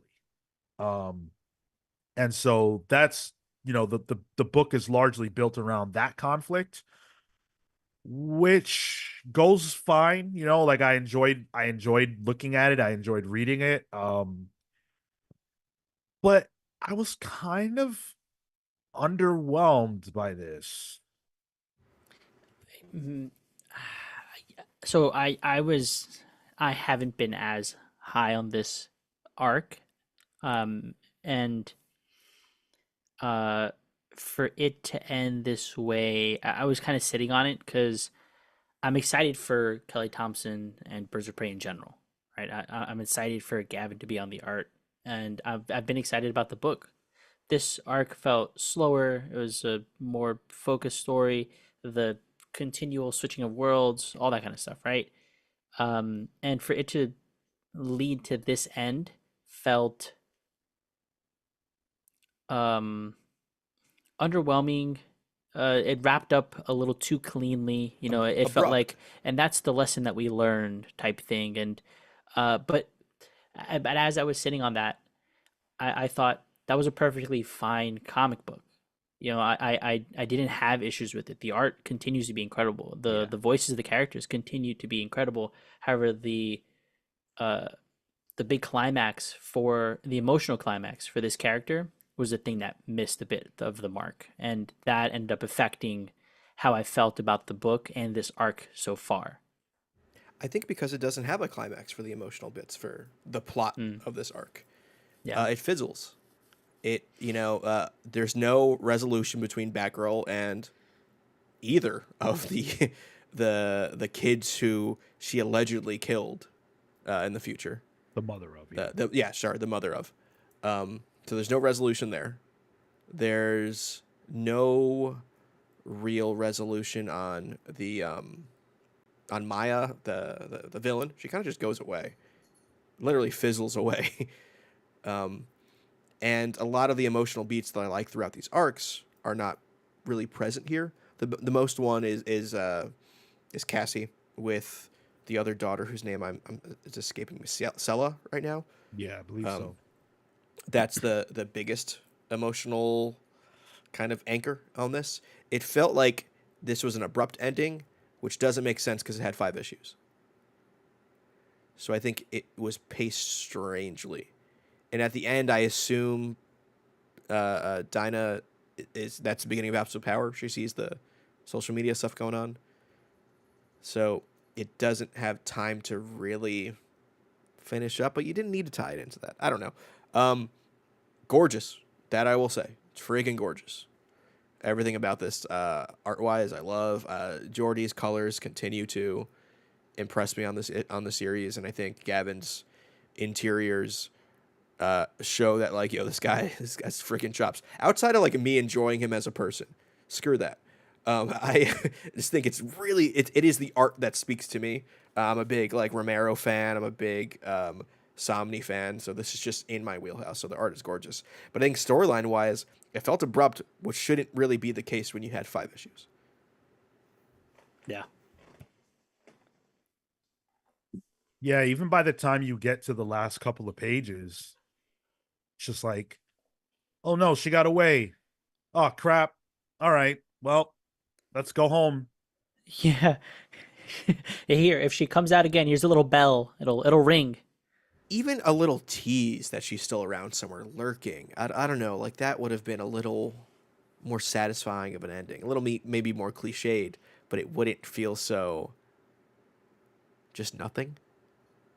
She cleared the table. She just like Yeah, almost That's felt. it. Yeah. Especially, I wonder if it was she had to for All In, because all those things need to be new jumping on points. So That's what I'm wondering. I'm also wondering if this very last panel, Oracle, you need to see this one right now. I wonder if that's the ultimate, the absolute power stuff. Everything leading into it, and them ending up in Themyscira. So I sort of wonder if she was just cut short. It's possible. I mean, considering the fact that arcs are typically 6 issues, Yeah. there could have been something to that. I think I to be frank, I look at DC right now, and I think all the books are kind of dealing with this in their own way. The fact that All In is coming on the horizon, it's September. So next month is when all of that kicks off. And every book has to get itself to a place where a new reader could theoretically jump on board. That's what DC is mandating. I'm thinking of, like, Nightwing right now. Nightwing has 1 issue left for Tom Taylor's run, and it feels like it's going to be abrupt. So it does feel like there's a bit of almost a Fall of Krakoa, where it's like, nope, well, this is what we're doing in October. Get ready. Figured it out. Either way, I largely enjoyed this arc. I think this was the only issue of the arc that I wasn't absolutely enamored by. And it's hard to even say that, because I do believe it, like what Tyler said, that the Gavin Guidry art is so damn good. And that's putting aside the fact that he continues to draw these damn half gloves on Zealot. Did you get the variant that he drew, Sean? No. That one has Zealot almost showing her half gloves on purpose. Nah. It's on the screen. It might be a delay on your end, but it's like her holding, like, pulling her glove down to fit it on. Like that. Gavin knows what he's doing. I see it now. Yeah. I was in an ad. There was an ad break going on. You got. Yeah. Well, hey, that's great. That's more money in our I'll pockets. take it, A couple cents. We can afford to pay Gavin a little bit more for more half gloves. Yeah, sure. Yeah, no, I see what you mean. I love that fact. Gavin is the man. It's too bad he couldn't make it today, so we could, this is his big moment on Birds. I mean, if he couldn't, hopefully that means he's working on something. He's cooking. Oh yeah. You know how it is to be an artist in comics. You are always cooking, whether you want to be or not. So, I mean, I say pull. I still feel like this is a strong outing. I think like an issue of Birds of Prey that isn't as good as the rest is still better than a lot of other books that I'm currently reading. Yeah. Yep. Agreed. And yeah, for me, pull. I trust this creative team implicitly at this point. So this is just the up-down nature of comics. This wasn't a great, for me, not a great or well closed out arc. that doesn't mean that the next one's not going to be amazing. Yeah. Totally. Easy pull. Agree. Pull. TW Gordon says Gavin working on his new series, on his new All In series, Dial H for half gloves. I love that, dude. I told him last time he was around here, like if he ends up getting to do a variant cover for Uncanny X-Men, because he's campaigning for that, and he's got something going on with Gail Simone to where I guess he helped her with some of Gambit's dialogue and whatnot, whether it felt authentic. So I'm feeling like maybe he'll get to do a variant for that book. And I told him, if you do, you got to get Rogue wearing them half gloves. That poses a danger though, Sean. Why? If her skin is not fully covered. That's okay for me. All right. Okay. I'll take the loss. He'll accept the risk. Yes. Not gonna take Sean's powers. I have none. She'll just kill me, put me in a coma like she did her high school boyfriend, and I'm okay with that. Yeah, a good way to go. Yeah, what's that's a she good way gonna to go. do? Get allergic to cheese? That would suck. Yeah. Let's see. James Jones says Birds of Prey remains amazingly consistent and half gloves on the cover. The greatest continues. I'm glad you feel that way, James. Definitely glad you feel that way. Thor's Drinking Buddy says, so Gavin is on this art. He needs to be interviewed by the pals. Would love to hear from an artist perspective on deadlines and how hard it is to keep up. Yeah, I would love to have Gavin on here. It just hasn't happened yet, but it definitely will. No doubt about it. That's inevitable. Jordi Belair off the colors from this issue, Oh yeah. according to CW Gordon. That's a sad. She is a large part of what makes this book. Interesting. Yeah. Do we know who's picking up? That's going to change the look of the book dramatically. Yeah, 100%. It's Adriana Lucas will be taking over with Sami Basri on art. And Sami Basri did the Steelworks book a couple years back. Yeah. Interesting. Art was good. Is this his cover? No, that's still Leonardo. All right. Last book of the night. Your pick, the listener pick. This is the book that you guys overwhelmingly voted for. Over 400 votes wanted us to read Plastic Man No More. Number one. Before we touch on that, before we get too deep into that, Marco, dude, what are you trying to do to me right now, man? I'm deciding if I should make that a sticker, if I should make that an emoji, if I should just throw it in chat. Marco That needs to be a print. And I need to own it. But for context, Marco shared the picture of Big Barda just in all her glory from the backup of Batman 152. But to somehow get back on track, before we talk Plastic Man, I would love for you guys to make sure that you get your vote on at youtube.com/thecomicspals under the community tab. We've got 4 pretty big options on tap for you this week. Another big week for comics, which means that the poll is stacked. So we've got Green Lantern number 15 up on the poll. That is an absolute power tie-in. Green Lantern is probably the best book one of the best books that we don't talk about on the show, that we don't review. So I'm giving you guys the option now. Do you want us to tap into Green Lantern? Apparently not, because it's got 16% of the vote, but okay. Fantastic Four 25. That is at 25% of the vote. Okay. Ultimate Black Panther number 8, which is at 28% of the vote.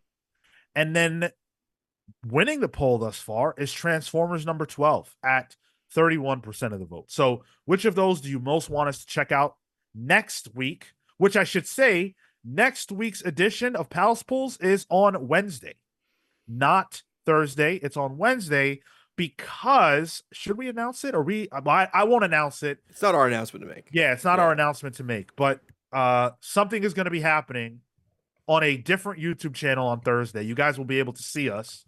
And when we can make the announcement, we will do that. But it necessitates that we move Pals Pulls back a day. So next week's Pals Pulls will be on Wednesday. So get your votes in.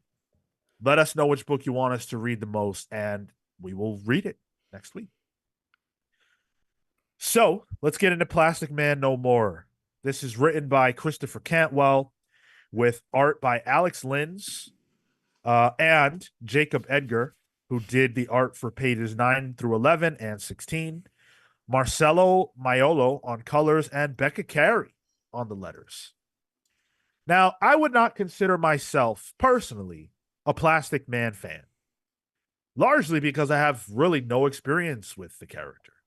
There was the Gail Simone mini that came out a few years ago, which I thought was okay. But other than that, he's not really in any books that I read. So color me surprised when I pick up this book, having absolutely no expectations. And it reminds me of the absolute brilliance of comics and why this medium is so special. Because Plastic Man is not getting a movie, guys. Plastic Man's not getting a movie. It's not going to be a TV show featuring Plastic Man. None of those things are on the horizon. So the character could die on the vine, right? Because he's not that popular, there could just be no Plastic Man. Except for the fact that DC took a chance and let Christopher Cantwell cook his ass off with a stellar debut issue. Yeah, 1000%. I would also point out Plastic Man has been around as long as Superman and Batman. Just, for like historical context there. Was he DC at that time or another company? I believe it was DC, yeah. I believe so. Yeah. Yeah, this book was phenomenal. I thought that this was pick of the week. I thought that what Cantwell was doing here narratively and then in tandem with some of the art, like when I saw the credits and the team, I'm like, oh, interesting that Jacob Edgar, who great Instagram follow, really good art, is only pages 9 through 11 and 16. I was like, cool that he's getting the book. That's weird. Why is he just kind of like an insert or something here?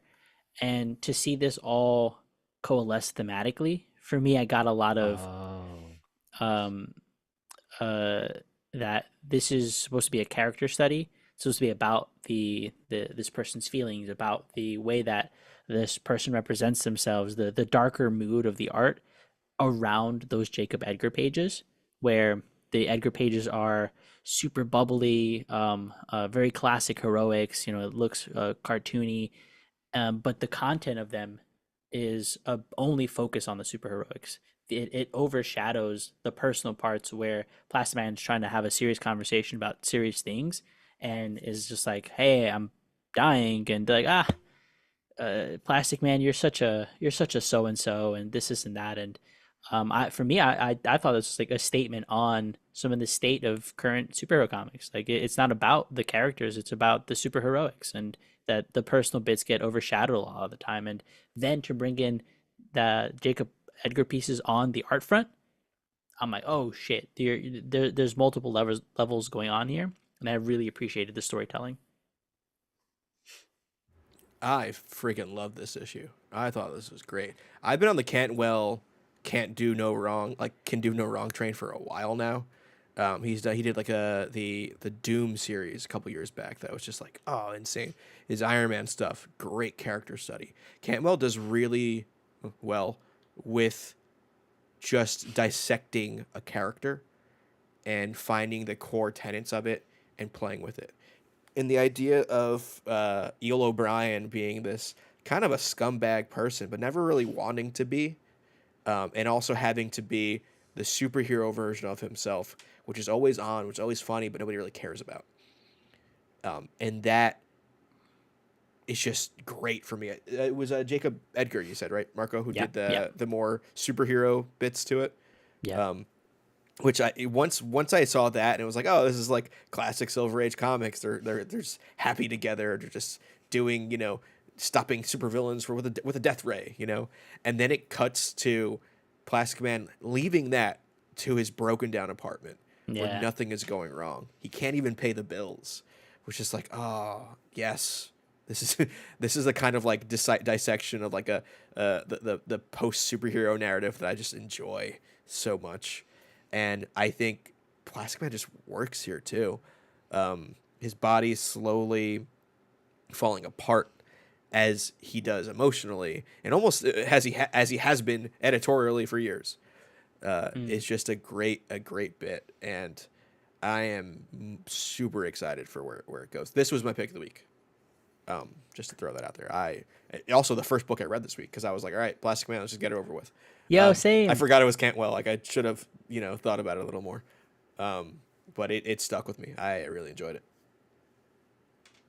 Seeing the pieces where Plastic Man is with the League, and he, he's the comedic relief character among the League, and his power set is such that everything bounces off of him, right? Like, he's good to go. Nothing is ever going to be wrong with Plastic Man, right? Ha ha ha.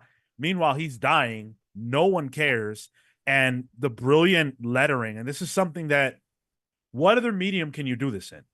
Where a character is talking and he's getting talked over, and the way they show that is by putting the letters, the word balloons over his, so you cannot read what he's saying. Where else can you do that? I love shit like that. And that's not new. Like, we've seen that in comics before, but it's used so effectively that nobody gives a damn about Plastic Man except when he's making them laugh. And what I love about that is that it works on multiple levels, because he's the comedic relief character. And in most books, the comedic relief character is that. That's all they get to be and all they get to do. But think about real life. How about your friend? Or maybe you're the guy who is that comedic relief person in your friend group, where you're the guy who makes the joke. You're the guy who's funny. You're the guy who's witty. But when it comes time for something real and serious, nobody takes you seriously. Nobody listens to you. This guy's dying, and no one but Detective Chimp cares, because Detective Chimp is used to also being the one who is kind of ostracized and not taken seriously and stuff like that. And even with him, Plastic Man cannot stop. He cannot let his guard down. He brings up the cheap seats line, and Detective Chimp is like, yeah, cheap seats. It's like, dude, don't you get it? But there's real heart to this comic. Watching Plastic Man speak with his son, and sort of knowing he's dying, and his son hates his guts, but knowing that he is dying and wanting to have those conversations where it's like, I know I wasn't the best dad. I'm sorry. And his son doesn't give a shit. And his focus now is like, how can I prevent this happening to my kid? Wow, I am locked in. Real good. Real good. Sean, is the format different? Is it bigger? Oh, I don't think it is. I mean, maybe no, it's the same size as Ultimates 4. Okay. Yeah.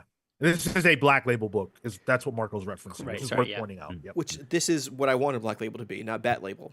Like, I wanted it to be a little more nuanced takes on some maybe not as published characters. Like Superman. Yeah. Either one of that or more Bat Dick, but I couldn't get either of them. Hey, listen. I also really want to shout out Alex Lynn's art. The third page where Eel O'Brien breaks into the jewelry store in that mask and everything. I thought that was a really cool panel. That mask and the way the light comes off the goggles. I just thought it all looks really good. Hell yeah. And I only just noticed, I don't think you ever see Eel's eyes in the whole thing, and that's part of his character. That's his kind of his his whole thing, but I only just noticed that. Oh, that's a good call out. Cale saying that throughout the entire issue, you never actually get to see Plastic Man's eyes. That is, yeah. And to that, there's multiple panels in that portion where you see the other guy's eyes through the goggles. Yeah.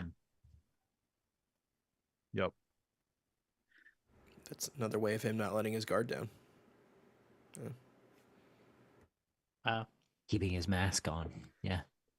The art is, I mean, there's been a smattering of praise between you guys about how good the art is. Whoa. Wow. The fact that there are two artists on this book And that's not done because one couldn't get it done in time. It's done artistically. It's done strategically. You know, there's a reason.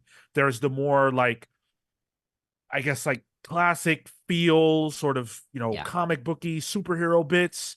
But then there's the reality, which is the more modern look, which is kind of darker and grimmer, and the colors are not bright. They're, you know, they're more they're just not as bright. Bit And more I think muted. that yeah, exactly. Thank you. I think that contrast is extremely effective, and I almost feel for me that the book would be less effective if it didn't have that.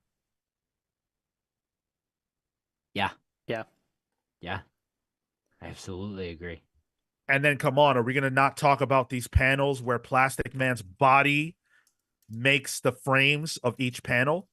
Where his Yeah. arm that's coming apart makes the frame, and it shows you the awful things that have happened to him and the things that he's done and how his family broke apart, and it's all because of him. That's why he's all over the page. That's why his body is all over the page, because this is all his fault. This is all him. And think about the body horror elements that are going to be coming into this as well. Like, Yeah. it's going to Well, progressively get grosser. The ones that are already in it, like I'm looking at the page where his hand is walking away in the alley, Mm-hmm. and it looks like you can see a little weird little like hand butt. Yeah. Oh yeah. Can Yeah. you see For what sure. I mean? Yeah. Just that lid, it's still got that just that teeny tiny bit of humor. You know, I said earlier that Ultimates 4 was a 10 out of 10 comic. I think I feel the same way about Plastic Yeah. Man. I Yeah. 100% agree. Yeah. Nothing functionally or artistically wrong with this. And man, Plastic Man's needed something like this for a long, long time. He's getting some love. I went to see how many issues this is. Do we know how many? I personally don't know. Okay. Yeah.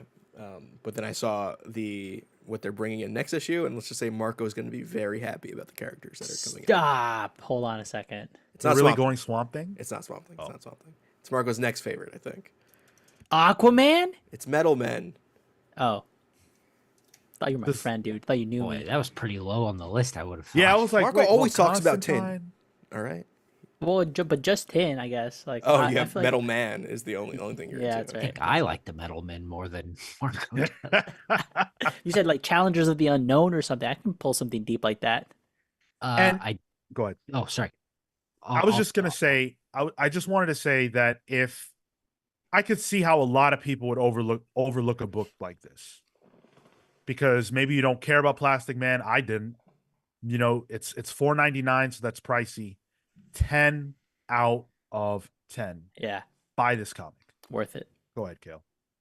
I was just going to point out that I was wrong about Plastic Man being DC Comics. He was Quality Comics, which was bought by DC. Thank you, Dan and Rand in the chat for pointing that out. Okay. Well, Nice. we have had a wonderful week of comics. I mean, well, Batman, I guess, was a little underwhelming for us, but other than that, we pulled everything. A Yeah. great week. Yeah. These Stuff are the that- kinds. Go ahead. Stuff that challenged the medium. Yes. When you've been reading comics for a long time, those are the things that you need. You need things that remind you, like, oh my God, this is what comics can do. This is what comics can be. And for me, for my money, for my dollar, I got 2 books this week that did that. So I'm super happy. We've got just one more piece of business to get through. We've got the stack. We've got the stack. Sean's Stack is a segment that we do every single week.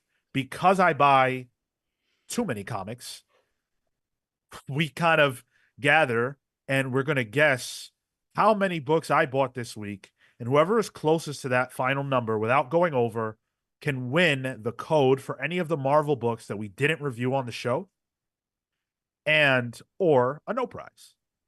So we're gonna have you guys get those numbers in, and while that happens, Did anybody here read Rook 5, Rook Exodus 5? Not yet. Not It's on my yet. list. Not yet. It's queued up, my dude, on the iPad. Okay. So I did. I want to explain why it wasn't on the docket. It wasn't on the docket because it was supposed to come out last week. It was delayed. And as you guys just heard, there were way too many hot books for us to bump anything for Rook, unfortunately. So this is the first issue of Rook that we didn't, officially review on the show. But I did buy it. Spoiler for the stack. Duh, I bought Rook Exodus. Wow. This was really strong. I don't think it was as good as issues 3 or 4 for me, only because by the time I got to the end of it, I was like, wait, that's it? However, there are some really strong moments here that are Rook centric. If you've been feeling like you need more of the character and his mindset and why he's the one who's the protagonist of this story, this issue really gives you that. There are some emotional bits that were very necessary, I thought. It's very Rook centric. And there's a turn to the way that we've been thinking about him and how he operates, and specifically how his relationship to the birds works. There's a turn in that made me go, oh, okay, I see. And it was an excellent bit. And of course, from an art standpoint, Jason Fabok can't miss if he tried. I don't think it's possible. So the book looks as great as ever. I think it's written as well as it's been. Just feels a little bit short, but the quality is absolutely there. Pull, run out, and go buy Rook. Definitely loved it.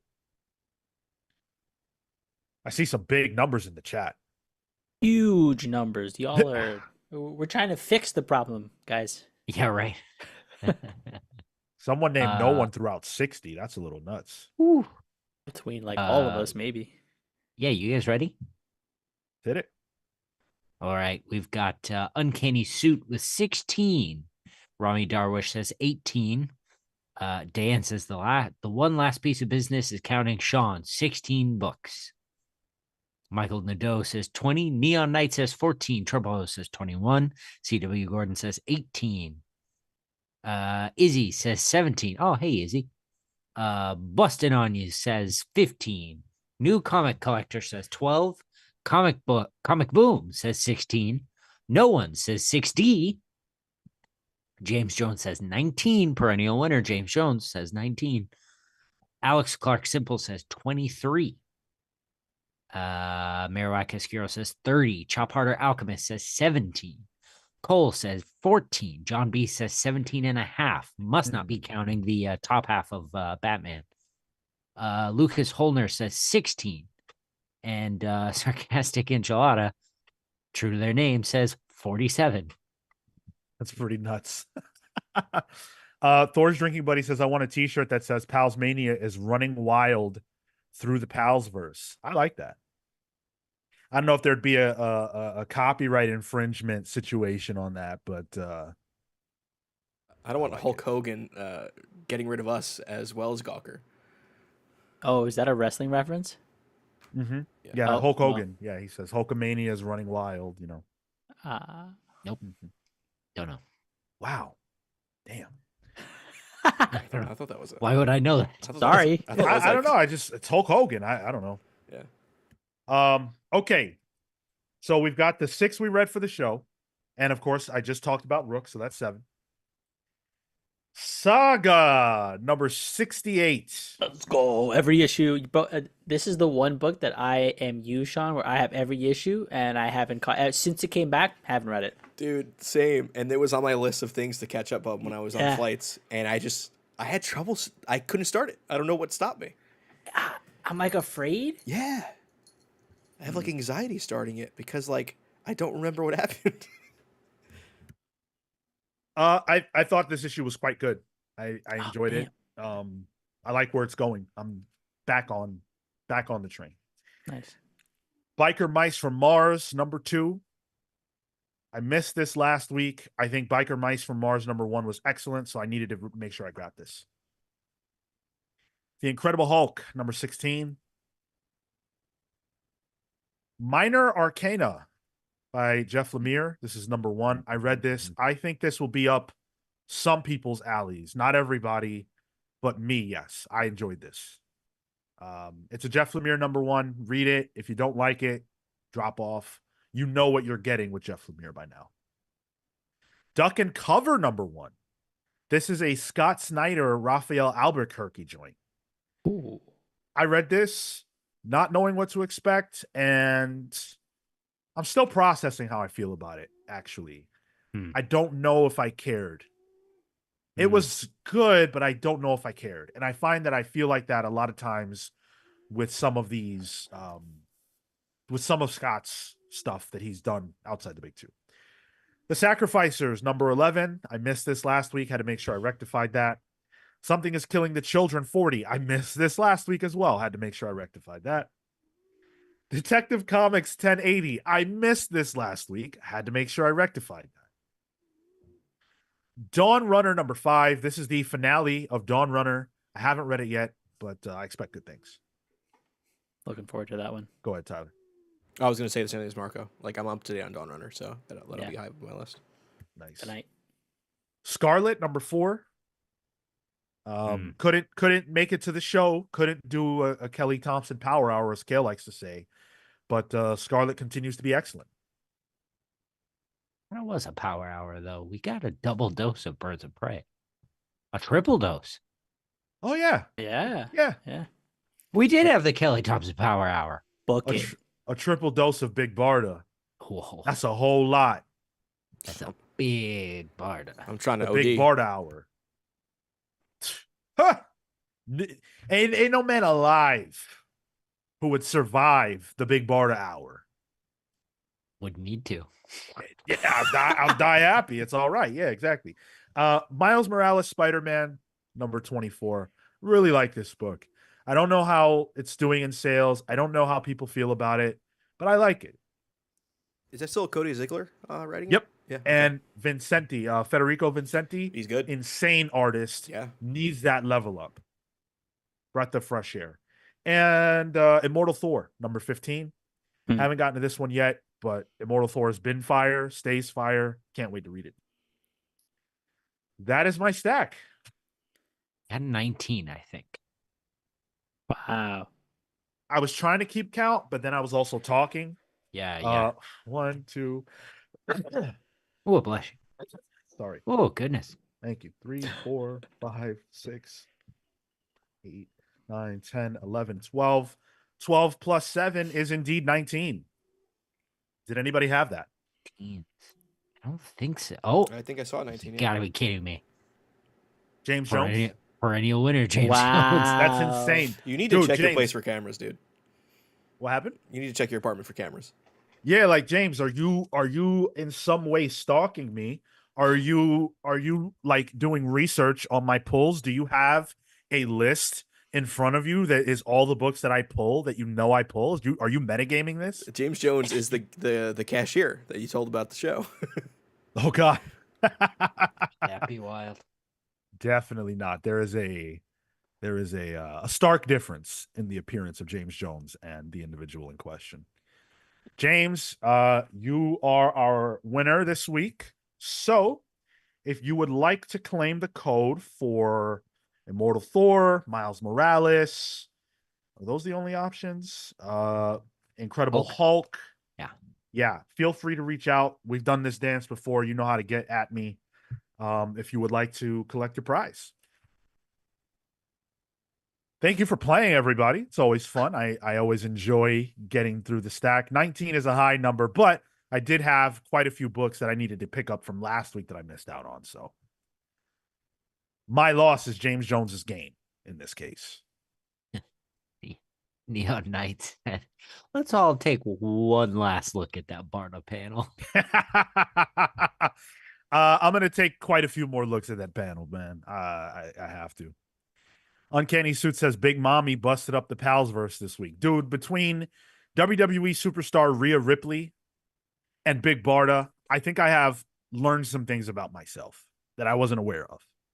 And no, not just those two. You know who really unlocked it and changed my life was Saturnine.